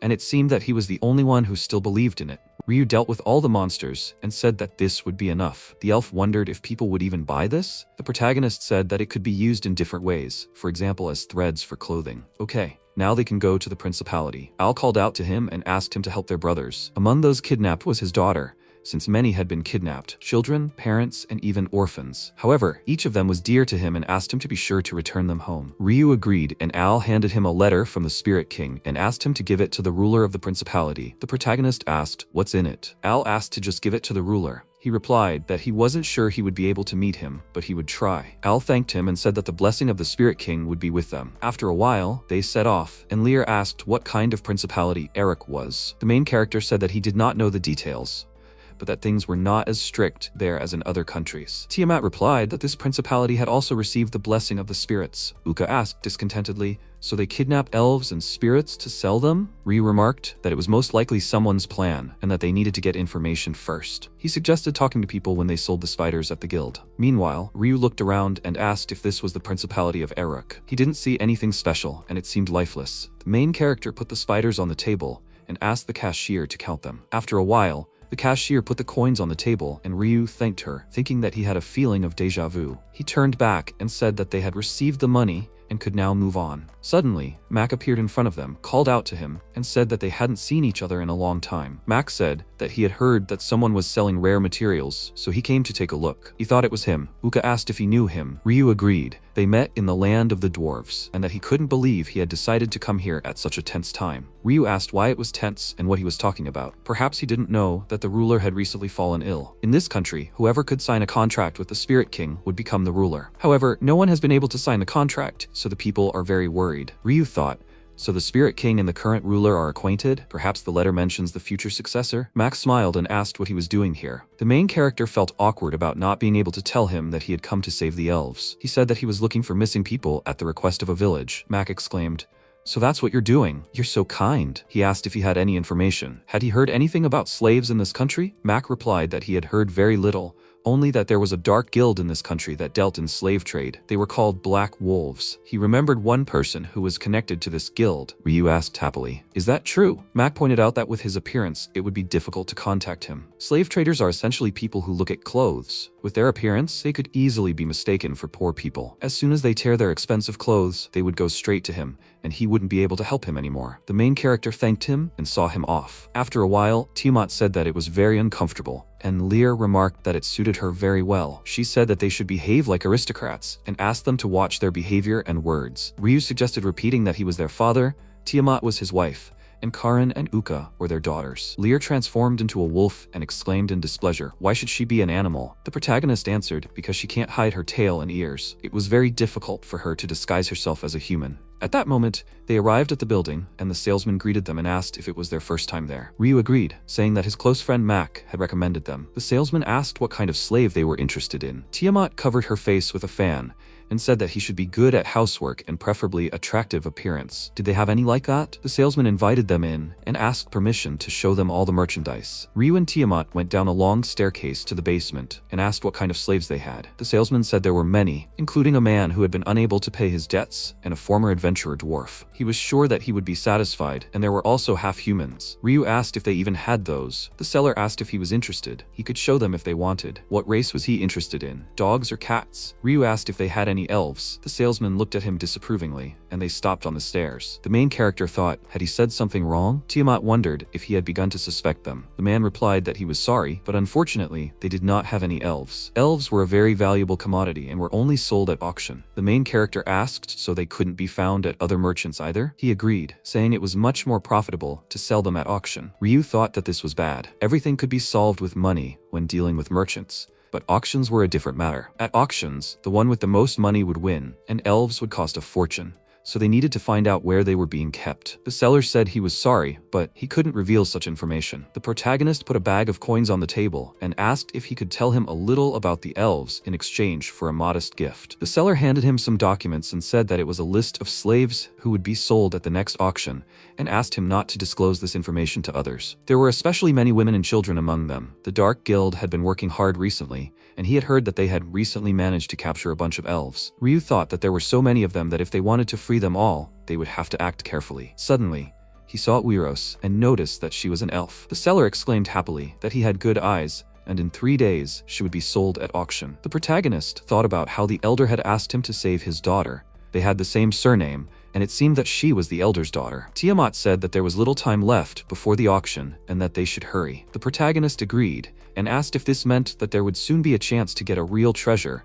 But why were elves so valuable? The seller said that he did not even know and asked permission to tell him that in the Dark Guild they said that every elf is followed by a spirit. The elf itself is considered a pleasant bonus. Ryu asked what it all meant. The seller asked if he knew that the ruler was ill. That's why everyone was eager to sign a contract with a spirit, and for that they needed an elf, and spirits are usually always near elves. The protagonist remembered Al's words and thought about how the hearts of the elves were now breaking with grief, and yet they were hunting spirits? Treating them like things. What kind of nonsense is this? Karen looked at him and noticed that her father was angry, and Uka said that she felt a thirst for blood. The salesman asked if he could help with anything else. The protagonist said that was enough and asked if he could find out who was behind this. The salesman apologized fearfully, but he did not have such information. Ryu thanked him for the information and said they had to go. Next time, they would definitely buy a slave from him. The salesman thanked them and said he would look forward to their next visit. They left the building, and Lear said she couldn't believe that elves were being kidnapped just for money. Was he okay? Ryu said firmly that they would definitely rescue all the elves as soon as possible. How could anyone look at other races as if they were objects? They needed more information and to find out where the captives were being held and who was behind it all. Tiamat suggested they change their clothes as they stood out too much. After a while, they changed and hid their clothes there. Ryu reached into his bag and said they needed to ask more questions. He looked inside and suddenly saw Alice sitting there. She greeted him happily, but then the main character closed the bag. Alice climbed out looking unhappy and asked, what was he doing? Ryu apologized awkwardly, not wanting to intrude on a child's home. Alice said that it wasn't her home and she wasn't a child. She would be 19 this year, and she was an informant from the Country of Light. Then she asked him not to underestimate her. Ryu thought about it and asked, the Country of Light? That's his home. Alice was surprised and asked if he was from there too. Tiamat asked if the Country of Light was where the church ruled. Ryu said that in that place they received their profession, a huge organization of priests. Alice realized that was why she had come here to serve their hero. The main character asked if she knew Tia. She agreed. She was a member of the hero's group and was involved in reconnaissance and gathering information, although their squad was a little different from the hero's group. Since they were from the same city, maybe she could help with something? The slave trade was thriving in this country, and it had to be stopped. The protagonist thought she was pursuing the same goal as them. Alice said that she already knew everything as they went to the city to rescue the slaves, disguised themselves as rich people, and infiltrated the slave trader. She can provide them with a lot of useful information. Will they help her free the slaves? What is their answer? Ryu wondered why her, of all people. If she works in an intelligence group, why doesn't she free the slaves herself? Alice said that she can easily obtain information, but she doesn't know how to fight. She had already tried to sneak into an auction once, but they simply threw her out the door. Ryu asked why she decided to ask them for help. She agreed that excessive spirit hunting was a big problem. People use elemental magic with the help of spirits, because long ago, humans made a contract with the Spirit King, and he granted them magic. However, after such a stunt, he could break the contract, and then they would lose their magic and have to fight monsters on their own. The main character thought about it and realized that the hero could also lose his powers. Alice tearfully hugged him and asked for help, saying she would definitely repay him and must complete this mission. If she fails, how can she look the hero in the eye? Ryu agreed, and Lear asked if the hero hates monsters. Is it okay for them to help? The protagonist thought it would be better not to approach the hero for now, but the information would not hurt either. He suggested talking to her. It seemed she was from a different squad than the hero, and her information could be useful to them. Perhaps they could avoid the hero's attention. Tiamat said that would be best, and the main character said it was settled and they agreed to help. However, in return, she would share the information they wanted. Alice asked happily, is that true? After thanking them, she said she would contact the squad. Karen looked at her and wondered what she was doing. Ryu mentally replied that it was a magical artifact that worked much like their connection. Alice said she had permission and asked to talk in her room. She turned back, but suddenly stumbled and fell to the ground. Ryu wondered in confusion. Was she really from the reconnaissance squad? After a while, they came to Alice and ran inside, where she told the captain that she had returned. Burr smiled and said they had been waiting for them, so it was them, and they thanked them for helping Alice. While Jen was away, he was in charge of the unit. Ryu introduced his friends, and he said he was pleased to meet everyone. He had heard the details from Alice, so they would get straight to the point. What did they know? The main character said that the person who could sign a contract with the Spirit King would become the next ruler, and that the current ruler had fallen ill. Bear said puzzledly, so, the ruler isn't really sick. Most likely his enemies poisoned him. The protagonist was surprised and asked who could have done that. He replied that it was difficult to say, as anyone who could sign the contract would become ruler. Absolutely anyone could do it, and now his people had infiltrated the castle and found out something. Most likely, the ruler had been poisoned by Minister Lord Lid. He socializes a lot with the ruler's entourage and promises them huge sums of money and titles. It seems that he is building up his ranks of allies. Karen asked, what about the spirits? But replied that they would most likely be forced to sign the contract. Alice pointed out that it was difficult for spirits to survive in an unsuitable environment, and if they were treated badly, they could die, which would cause major problems. Ryu asked, what about the remaining people close to the ruler? Why not contact them? There should also be knights. Alice said that the minister had fired everyone who did not support him and expelled them from the palace. So now only the minister's supporters remained in the palace. Uka exclaimed discontentedly, then we need to break in and defeat them all. remove the minister and the problems will solve themselves. Alice said fearfully, "That's impossible. They can easily gather information, but they don't know how to fight." Burr said that another problem was that the minister had hired many mercenaries, and if they attacked rashly, they would be finished. The aristocrats could immediately get rid of the king and the prince. Tiamat asked if the ruler had an heir. Ryu said that if the Spirit King had a direct heir, he could sign a contract with him. Alice pointed out, however, that he was only 5 years old and still too young to ascend the throne. Even if they managed to sign a contract now, they couldn't guarantee that they wouldn't try to get rid of him. It seemed that he was currently under house arrest, and they couldn't guarantee his safety. Beer said that after signing the contract, Lord Lyde would kill him immediately. Tiamat agreed, because in the future, he might try to regain the throne. Oka angrily ordered them to stop talking nonsense. Was he saying that he was willing to kill a little boy for power? She couldn't allow that. She would go to the palace right now and tear him to pieces. Ryu called out to her and asked her to calm down. Uka stopped and said that he was right, that if she gave in to her emotions, the prince could get hurt, and she apologized. She suggested they come up with a plan first. Ryu agreed. They couldn't delay. With the auction in 3 days, there was little time to think. Alice said she would explain everything now. So they had come to the city to save the elves and spirits, and the elves themselves asked him for help. Who is he? This is unexpected, but very useful information. Beer said thoughtfully that in order to get a contract from the spirits, the Dark Guild had decided to capture the elves. Maybe the nobles were using the auction to fund the guild's activities, so the nobles were trying to get a contract with the spirits by any means necessary. Did he know anything about this guild? Ryu replied that he didn't, and pointed out that there were 3 dark guilds operating in the city. If only they knew anything. The main character said he remembered that it was a slave trading guild called the Black Wolves. Burr asked in surprise, "Really? If they know what kind of guild it is, all that remains is to find their meeting place." Alice wondered how an ordinary merchant would know about a dark guild. Burr said that they would split up and find the place. The assistant asked how they would deal with the bandits. Even if they got the information they needed, they wouldn't have enough time to request support, and they could ask the king for help, but he didn't think anyone would believe such a story. Burr sighed discontentedly and remarked that problems always seemed to arise at the most crucial moment. He understood that the situation was complicated, but if nothing was done, the problems would only get worse. Ryu offered to help them, saying that they were a group of adventurers and dealing with bandits was no problem for them. Besides, he had a letter from the Spirit King and had to deliver it to the ruler. Alice asked in surprise, "A letter from the Spirit King? What does he mean, and where did he get it?" The main character said that it was a request for help for the elves that they had received from the Spirit King. Beer said that if that was true, it would solve many of their problems. Alice pointed to the letter and asked if he had read it. Ryu said that one should not read other people's letters without permission. Beer awkwardly pointed out that they should check the contents, and if it said that the treaty between humans and spirits had been broken,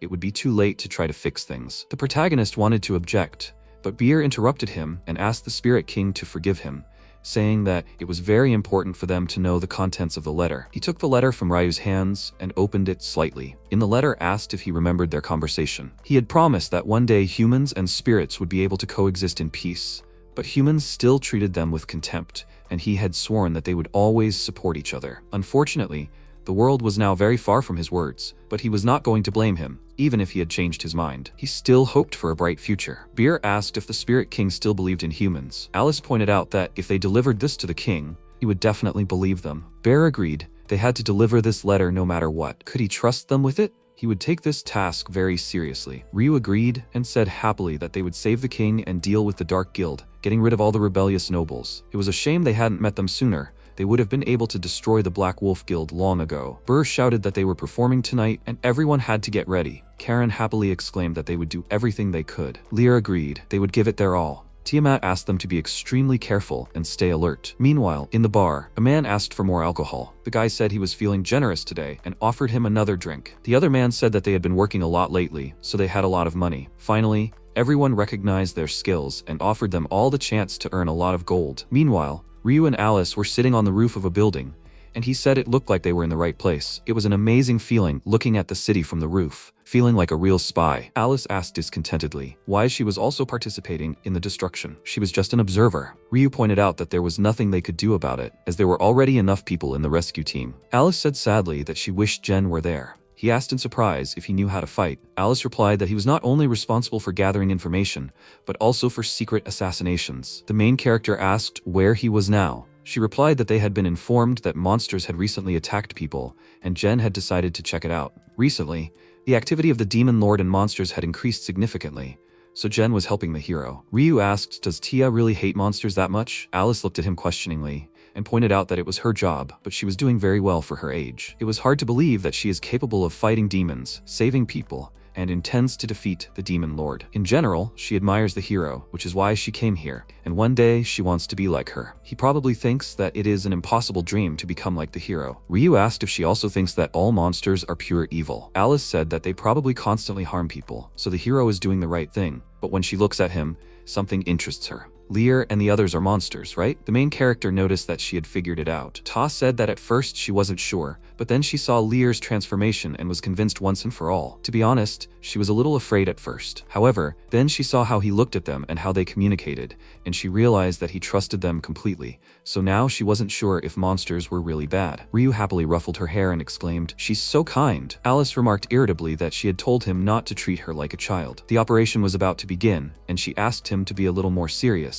They would attack in 1 minute. She asked over the radio if everyone was ready. Lear replied that they were in position, and Tiamat said they were ready too. Alice said that as soon as she gave the signal, they should attack, and began the countdown. Meanwhile, inside the bar, the salesman put the bag on the table and said that it was the promised reward, and that he was looking forward to his next haul. The man smiled and said they wouldn't disappoint him. Thanks to him, they could feast every night and were willing to do any job as long as they were well paid. Was there a new job for them? The salesman said he would get straight to the point and wanted them to catch more elves and spirits. Suddenly, Lear appeared at the window and, breaking it, she and Uka began to deal with the bandits. The bandit asked who they were. He didn't know who they were, but they shouldn't have come here. He pulled out a knife and ran to attack, but Lear was faster and hit him hard in the face with all her strength. The salesman ran out of the bar in fear, and Ryu, noticing him, said that now it was their turn. Beer asked them to take these artifacts so they could stay in touch. They found the location of the 2 guilds, but the Black Wolves were hiding better than the others. Uka said that if they didn't find out where they were, the plan would fail. Ryu asked why they didn't use these dark guilds. Alice asked in surprise, "What do you mean?" Tiamat asked if he was suggesting they gain their trust. The main character said that they should just let one of them go. Once they destroyed the 2 guilds,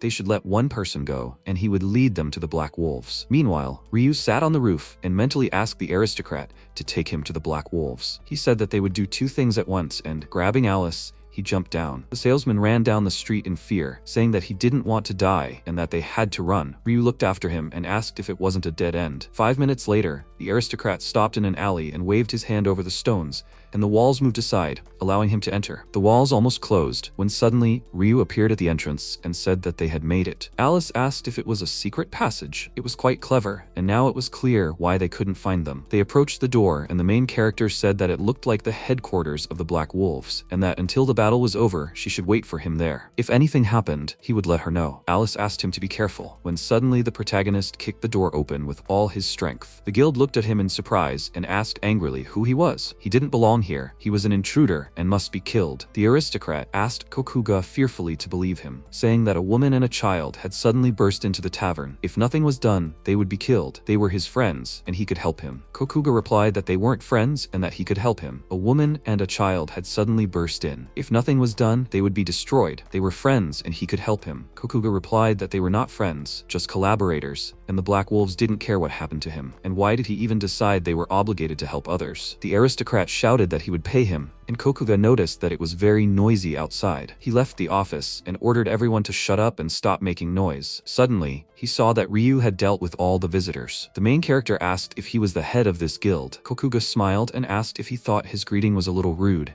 and what he wanted. Ryu replied that he had come to destroy his guild. Kokuga drew his sword and rushed at him, asking if he meant that he could destroy an entire guild by himself. Ryu asked if he wanted to know why he wanted to destroy the guild. He ordered the captive elves and spirits to be released and promised that they would never harm them again. Kokuga stepped aside and apologized, but he couldn't promise that. Ryu rushed at him and said that he would defeat him and free them himself. Ryu smiled and said that he liked his fierceness and asked him to show what he was capable of. Kokuga parried every blow of Ryu's sword, moving chaotically, as if they were fighting a wild beast. He swung his sword, but the main character deftly dodged and said that he was doing well, and then began to ask him to come over to his side. Ryu ordered him not to joke with him. They were putting elves and spirits up for auction. They make them slaves. He will never forgive him for that. Does he think he wants to switch sides? Kokuga asked in confusion. Auction, what is he talking about? He doesn't understand and has never done that to them. He laughed and said that he came at the request of the elves and didn't think that young people these days were so responsive. Alice asked what it all meant. Kokuga replied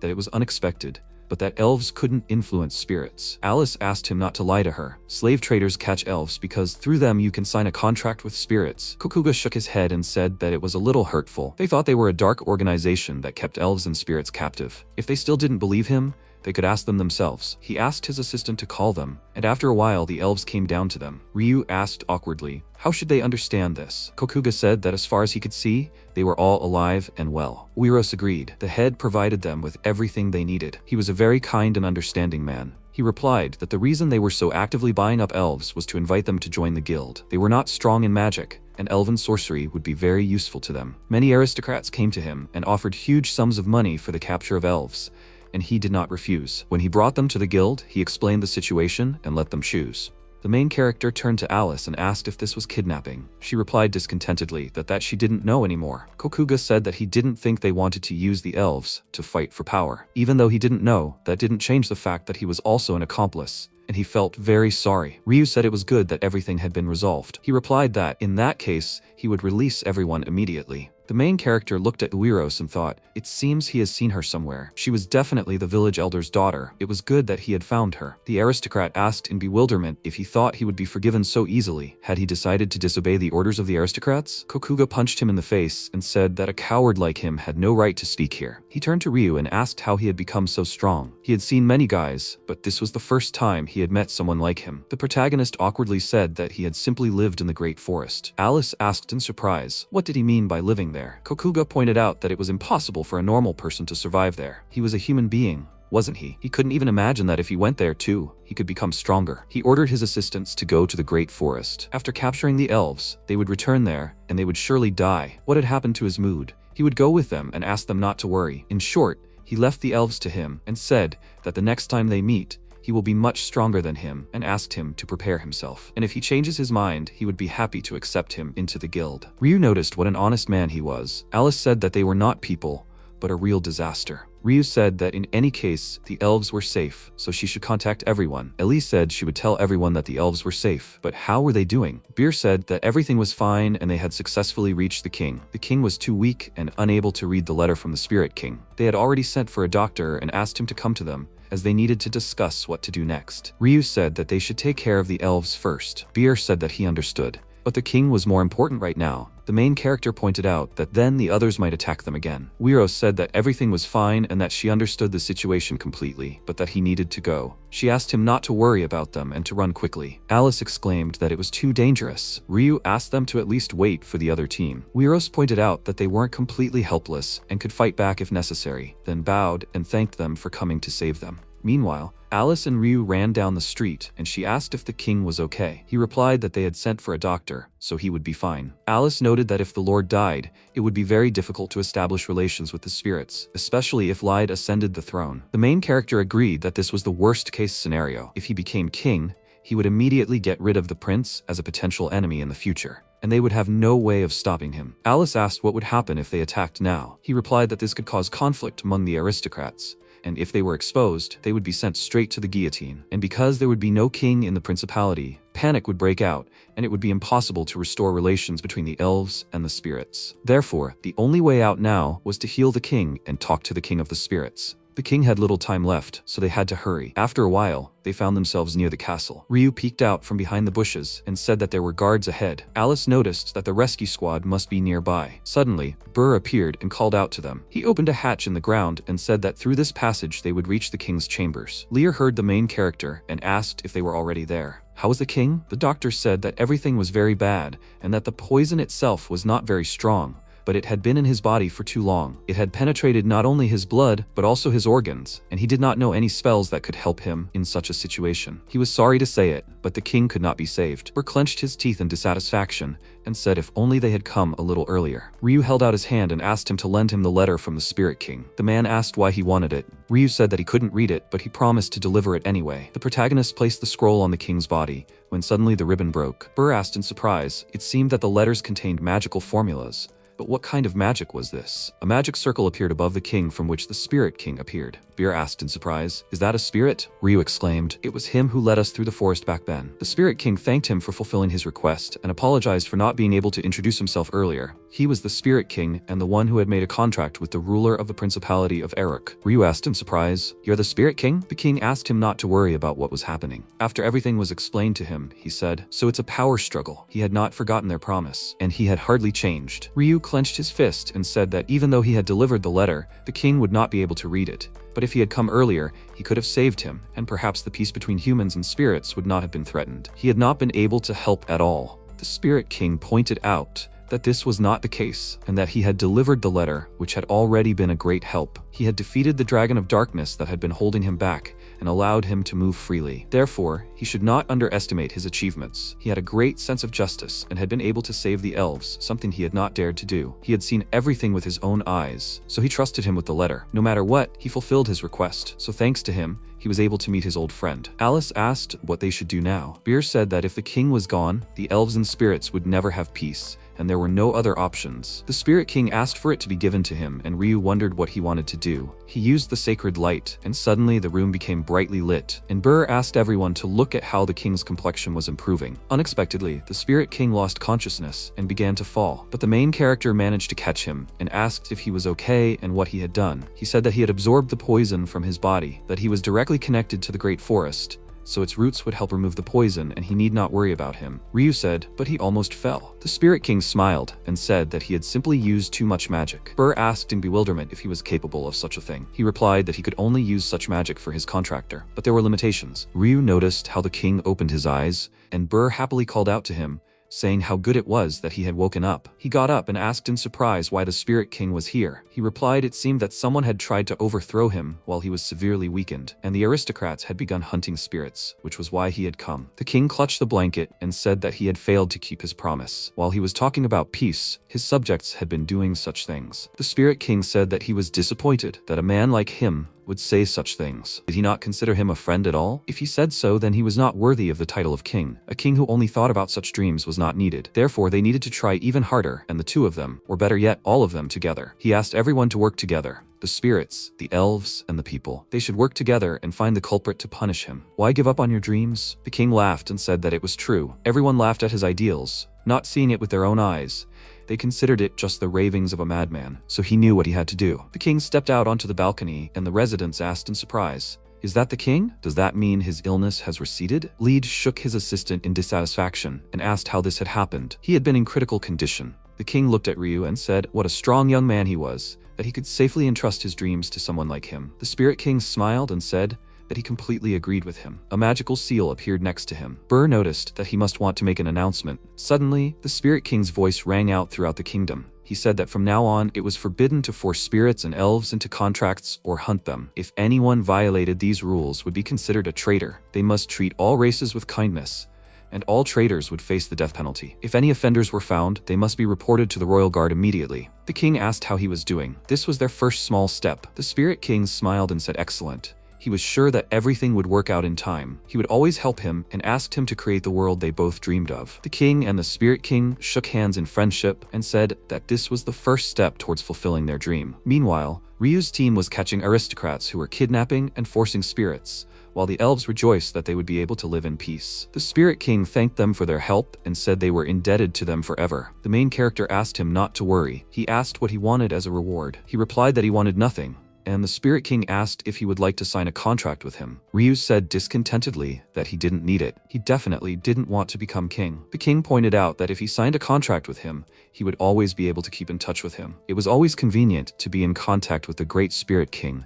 As a reward, he would improve his body. The spell was simple, but he would definitely not be disappointed. Ryu agreed, and the Spirit King touched his forehead and unexpectedly saw a demon and a dark dragon inside his body. The Spirit King flew away from him and asked what was wrong. He whispered fearfully asking why there was a dark dragon inside him. A dragon would be fine, but there was also a demon. Ryu awkwardly said that it was a very long story, and the Spirit King said that since he already had a contract, he would not insist any further. He finished and said that if he needed anything, he could contact him at any time. The main character thanked him, and he asked what they were going to do now. The main character said he hadn't even thought about it, when suddenly Tiamat asked if they could go to the land of the dwarves. After the last battle, their equipment was worn out. The protagonist agreed. They also needed to make weapons from their claws. First, they will visit the principality, and then immediately head to the dwarfs. Karen asked what they needed. Tiamat replied that they definitely needed to buy more food. The Spirit King thought to himself, now, he understood what kind of person could defeat the dark dragon. He was glad that he turned out to be so kind, and if he had been greedy for power,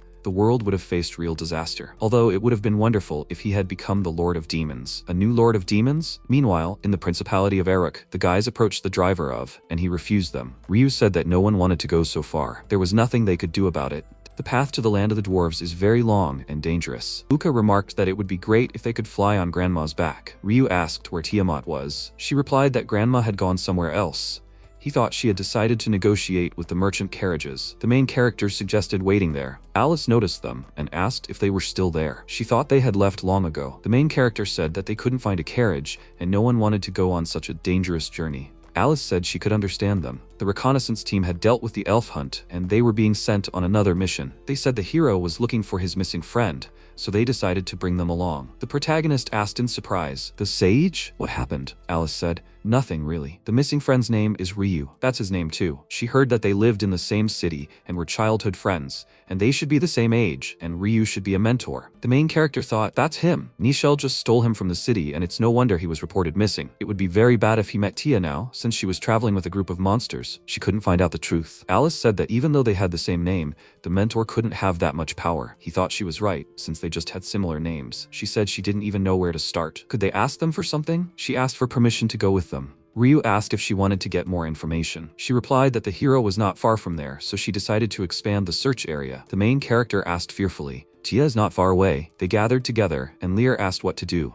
The protagonist replied that they needed to leave as soon as possible. But how could they do that without a carriage? Tiamat approached them and thanked them for waiting. She had found transportation for them. The merchants agreed to take them on condition that they would protect them. Ryu asked happily, "Really?" She replied, however, that the carriage was small and they would have to be patient. The protagonist happily ordered them to leave quickly and asked if it was okay to take one more person. Tiamat agreed, saying they could take up to 10 people. Ryu turned to Alice and said that she was going with them, but on one condition. She must not tell the hero where they were going under any circumstances. Alice asked in confusion why, since Lear and the others were monsters. The protagonist awkwardly remarked that he was glad she understood. She said it was no problem and promised not to say anything. Tiamat led everyone to the carriage and said that this man had agreed to help them. Ryu saw Mac and was surprised. He greeted him and said he was counting on them for the journey. He asked Tiamat if she knew Mac. She replied shyly that it was a very long story. Ryu said he didn't expect that he would help them, especially with a wagon. Mac smiled and agreed, saying that he had recently made some good money and could afford a carriage. It cost him a pretty penny, but logistics were very important for merchants, and finally one of his wishes had come true. Ryu noticed that the horses didn't seem too thrilled. Mac agreed. For some reason,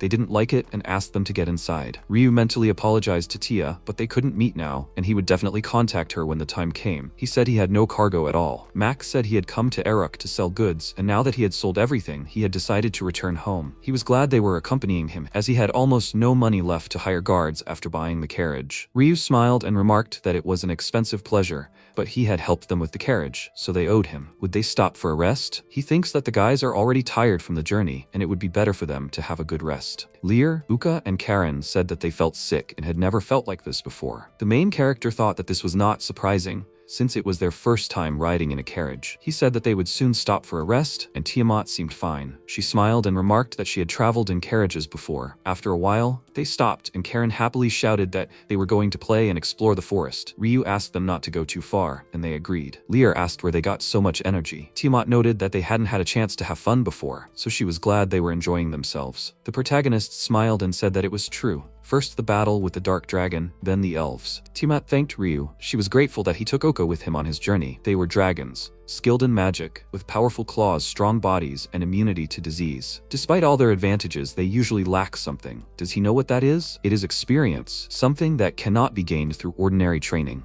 If he had not appeared and allowed Uka to travel with him, she would have been just a stupid child. However, he helped her gain her unique life experience, and she thanked him. Suddenly, Karen and Uka looked at Ryu in alarm and asked what was going on. Jen came out from behind the bushes and apologized, saying he didn't mean to scare them and asked them to listen to him. He was just an ordinary person. The main character grabbed his sword and ordered the pervert to leave. Alice asked Jen in surprise what he was doing there. Jen smiled and asked how she was doing, saying it had been a long time since they had seen each other. He approached her and asked her to say hello. Alice, frightened, ordered him to get dressed first. He laughed and apologized, saying he had just decided to take a quick dip and didn't think anyone would be around. Alice said he was the captain of the reconnaissance. Ryu asked if he was really her captain. Jen introduced himself and held out his hand to shake it. Ryu introduced himself in return and shook his hand. The protagonist thought he didn't expect Alice's captain to be such a kind person. Jen asked if he was the person the hero was looking for. Alice awkwardly said that he just had a similar name, and that he was the one who helped them deal with the elf hunting problem. Jen thanked him for his help and for looking after his subordinates. How old is he? Ryu replied that he was 17. Jen hugged him and said that he was so young, yet already possessed amazing skills and had a promising future. He had heard about him from Alice, and he could join the reconnaissance squad at any time. He had a request for Alice. Could he go with them? He had already looked around, so he decided to go with them. Besides, with Alice, they would be able to cover a larger area. Ryu said he didn't mind, and Mac replied that he had no objections because the more people there were, the safer the trip would be. Once they had rested, they had to get ready. The journey would take about a week, so they wouldn't waste any time. A week later, they arrived at a huge gate, and Mac said they were there. Karen said happily that she hadn't even noticed. He said he had to go somewhere else, so he couldn't take them any further, and then thanked them for keeping him company. Ryu thanked him in return. Jen said that he and Alice would also part ways here. She was surprised and asked if he wasn't going to the city. He replied that he wanted to chat with the locals, as they had come from different places and had a lot to tell. Alice and Jen said goodbye to the others, and Ryu asked if they were going straight to the king. Lear pointed out that they needed maps to get through. The merchant called out to the protagonist and asked if he was glad to see him again. The protagonist said that they hadn't seen each other in a long time and that he wanted to meet the king, but not everyone had maps. The merchant asked him not to worry, as the king had already given instructions, and if they met Ryu, they could take him straight to him. The main character asked why that was. The merchant replied that it was because he always had rare materials. Dwarf greeted Ryu and asked how he was doing. Ryu thanked him and said he was fine. The merchant said he hoped he had brought them something interesting. The protagonist took out the dark dragon's claw and asked him to take a look. Dwarf said in surprise that it was the first time he had seen a dragon's claw, and that it was a very rare dragon's claw. The color was so pure and it was so strong. It was a fire dragon's claw. Whose was it?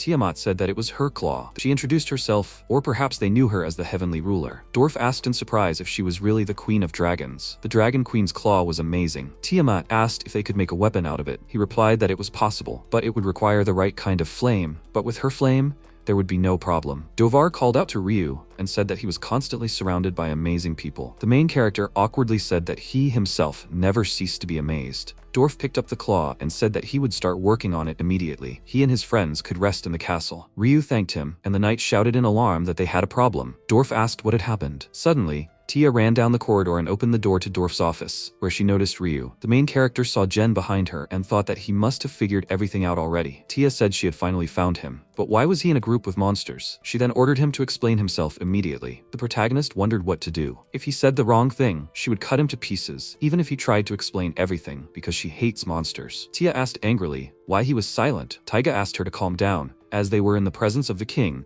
and drawing a sword in his presence was very disrespectful. He called out to Ryu and said that when they returned to the city, they were very surprised when he disappeared. Perhaps something had happened and he had to leave. Would he tell them? The main character thought about telling the truth. Hiding the truth would not lead to anything good, so he would tell them everything as it was. He said that he had been training in the Great Forest. Taiga and Tia were surprised. He said that now was not the time for jokes.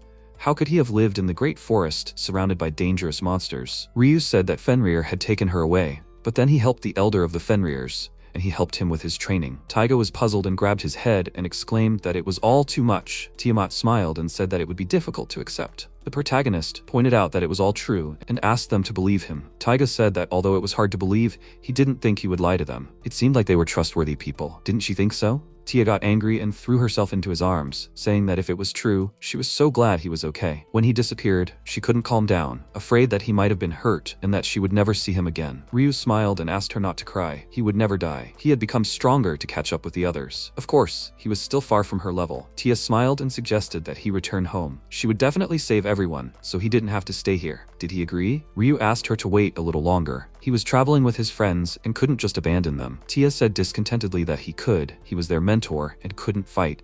It was too dangerous. The protagonist asked if she had been listening to him at all. Besides, he wasn't alone. Tia said that he couldn't because his profession wasn't suited for fighting. He had just been lucky so far, but what if he wasn't lucky next time? Besides, she still didn't trust him with those monsters. Ryu clenched his fist angrily and thought, what was wrong with her? Did she even know how sad he was to be left alone? They were amazing. She became a hero, and Taiga became a sage. He just wanted to be on equal footing with them, and for that he trained in hellish conditions and made many good friends. And she wants him to give it all up? Ryu angrily ordered her not to dare ignore his feelings just because of his profession. Why doesn't she even look at his abilities? Tia said because she didn't want him to die, and it was all for his sake. Taiga asked in confusion. A few minutes ago everything was fine, so why did it all come to this? Lear remarked in surprise that even Ryu could swear like that. Tiamat said she was surprised, because in the Empire he seemed like such a calm person. Taiga smiled and said it was because they had been friends since childhood and often argued as children, and then they would make up right away. He asked them not to worry because they would argue now, but then they would make up. Tia asked him to fight her and prove that he had really become stronger. Then she would let them continue their journey. Ryu agreed that if he lost, he would return home, but if he defeated her, she will acknowledge Lear and the others, because he couldn't beat her anyway, and he shouldn't dare make excuses when he lost to her. Taiga stepped between them and asked them to calm down, saying that he thought they were going a little too far. Gran agreed, and Maria asked them not to get so heated. Lear said that Ryu needed to calm down too. Uka said that wasn't like him. Dwarf said they must all be tired after the long journey and that they would prepare rooms for them, so they should rest well and not argue anymore. After a while, Lemur asked Ryu if he was okay. The main character said sadly that he was not okay at all, that everything was very bad. Tiamat said that of course he might have problems in the battle against the hero, but she was sure he would find a solution. The protagonist said, why did it all come to this? I worked so hard to be with them. Meanwhile, Lear was walking around the castle and said that it was okay to take a little walk, as too much had happened and she needed to think things over. She thought that Ryu had quarreled so badly with the hero and hoped that they would make up soon. Lear came to Tiamat and asked if she could come in. Then she asked to talk. Tia exclaimed indignantly. She had been with Ryu. Had she decided to attack him? Lear sighed heavily and said that although she was a monster, she didn't attack anyone for no reason. She had a request and would ask directly if she could make up with Ryu. Tia asked, how dare she? Didn't she forget that it was all her fault? If he hadn't met her, he would still be living peacefully in the city. Why Ryu? There are so many other people. Lear said it was simple, because she likes the main character. Better to say that she likes him. When he decided to help the monster, he caught her interest. Besides, he was able to save her grandfather. Other people just ran away when they saw her, but Ryu wasn't afraid and saved her. Even monsters are capable of emotions. How could she not like her savior? Tia then ordered her to let go of the main character, because she had always thought about him.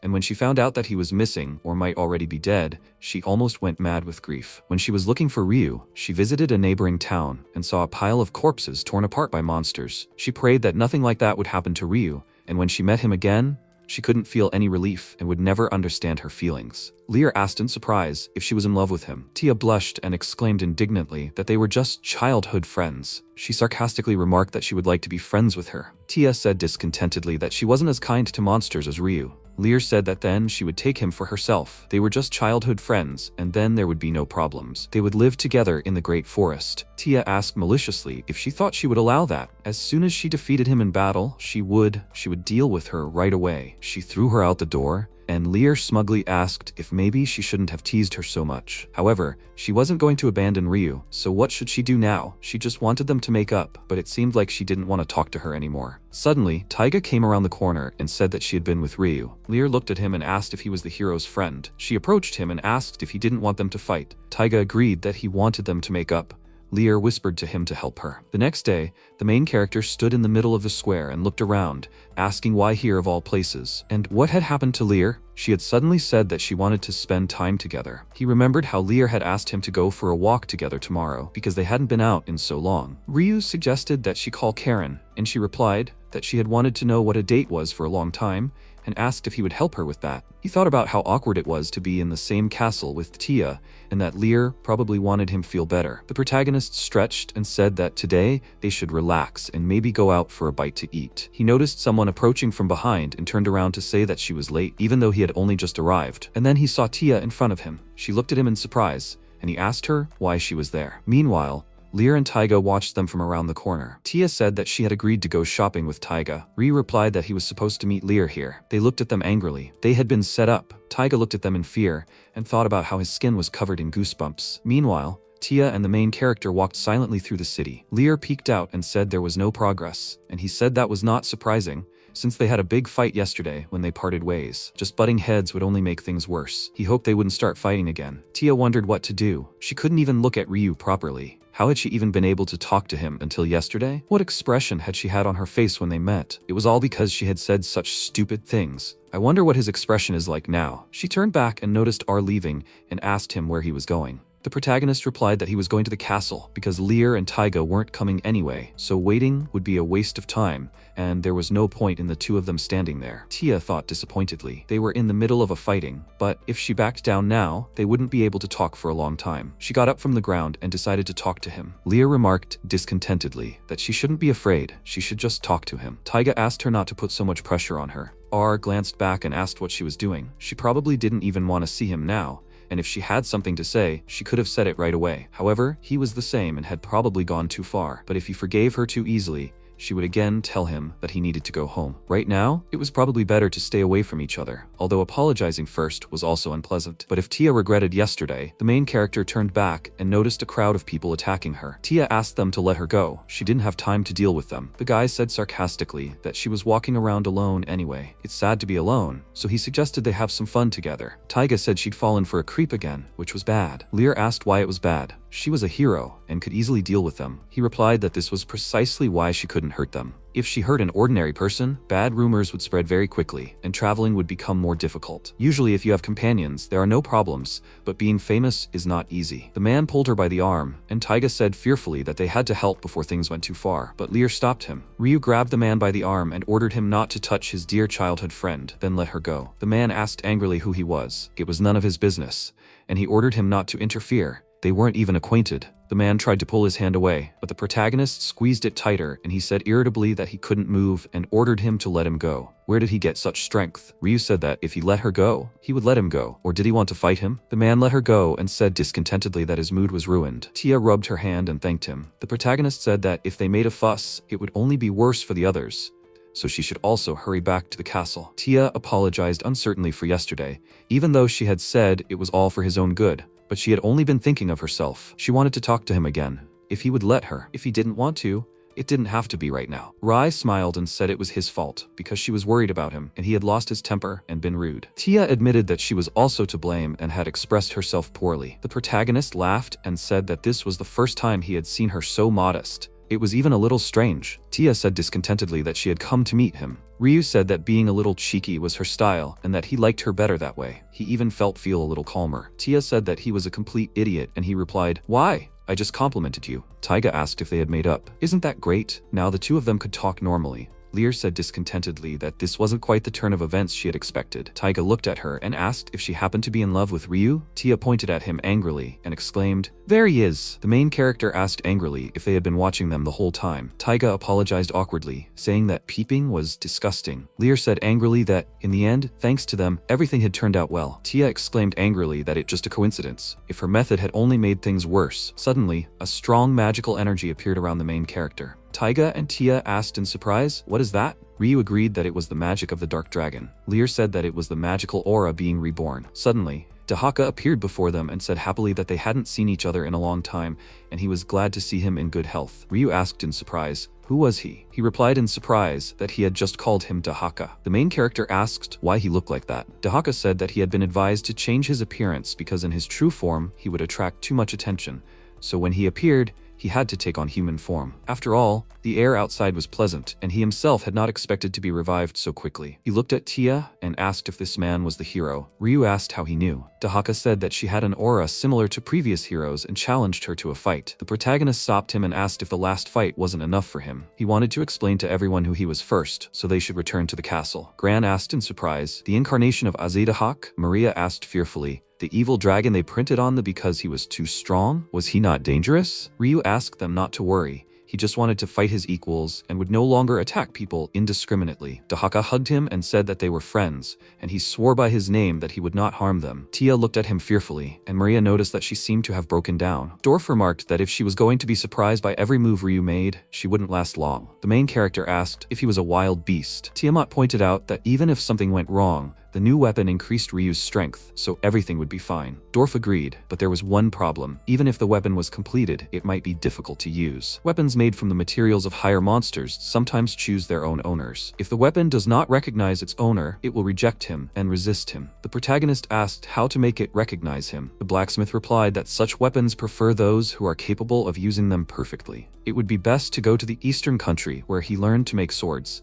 and there he would be given instruction on how to wield the blade. The protagonist said that he would go there while the weapon was being made. Dwarf pointed out that the eastern country was dangerous because there were 2 demon lords there. There were only 7 demon lords in the world, and each had their own territory, but to get to that country, one had to pass through a narrow passage between the 2 territories. Usually, the lords do not interfere in matters outside their territory, but it is said that they have become more aggressive lately. With Ryu's strong companions, he could attract attention, and in the worst case, one of them might want to pay him a visit. The main character noted that it would be better not to go there. Dhaka said that he could train him. If he has the strength to fight the demon lord, there won't be any problems. He can teach him magic, and then he'll be able to fight them. Ryu thanked him, and he said that if he goes with him, the others need to trust him too. Karen raised her hand and said she wants to go too. If she gets stronger, her dad and everyone else will be able to travel safely, right? Then she wants to train too. Lear said she would join them too. The main character asked if he was sure. Dhaka replied that the more strong allies they had, the better. When he became stronger, they would fight again. Buka rushed at Ryu and exclaimed indignantly that it wasn't fair and that she wanted to join too. She looked at Dhaka and said that he shouldn't misunderstand her.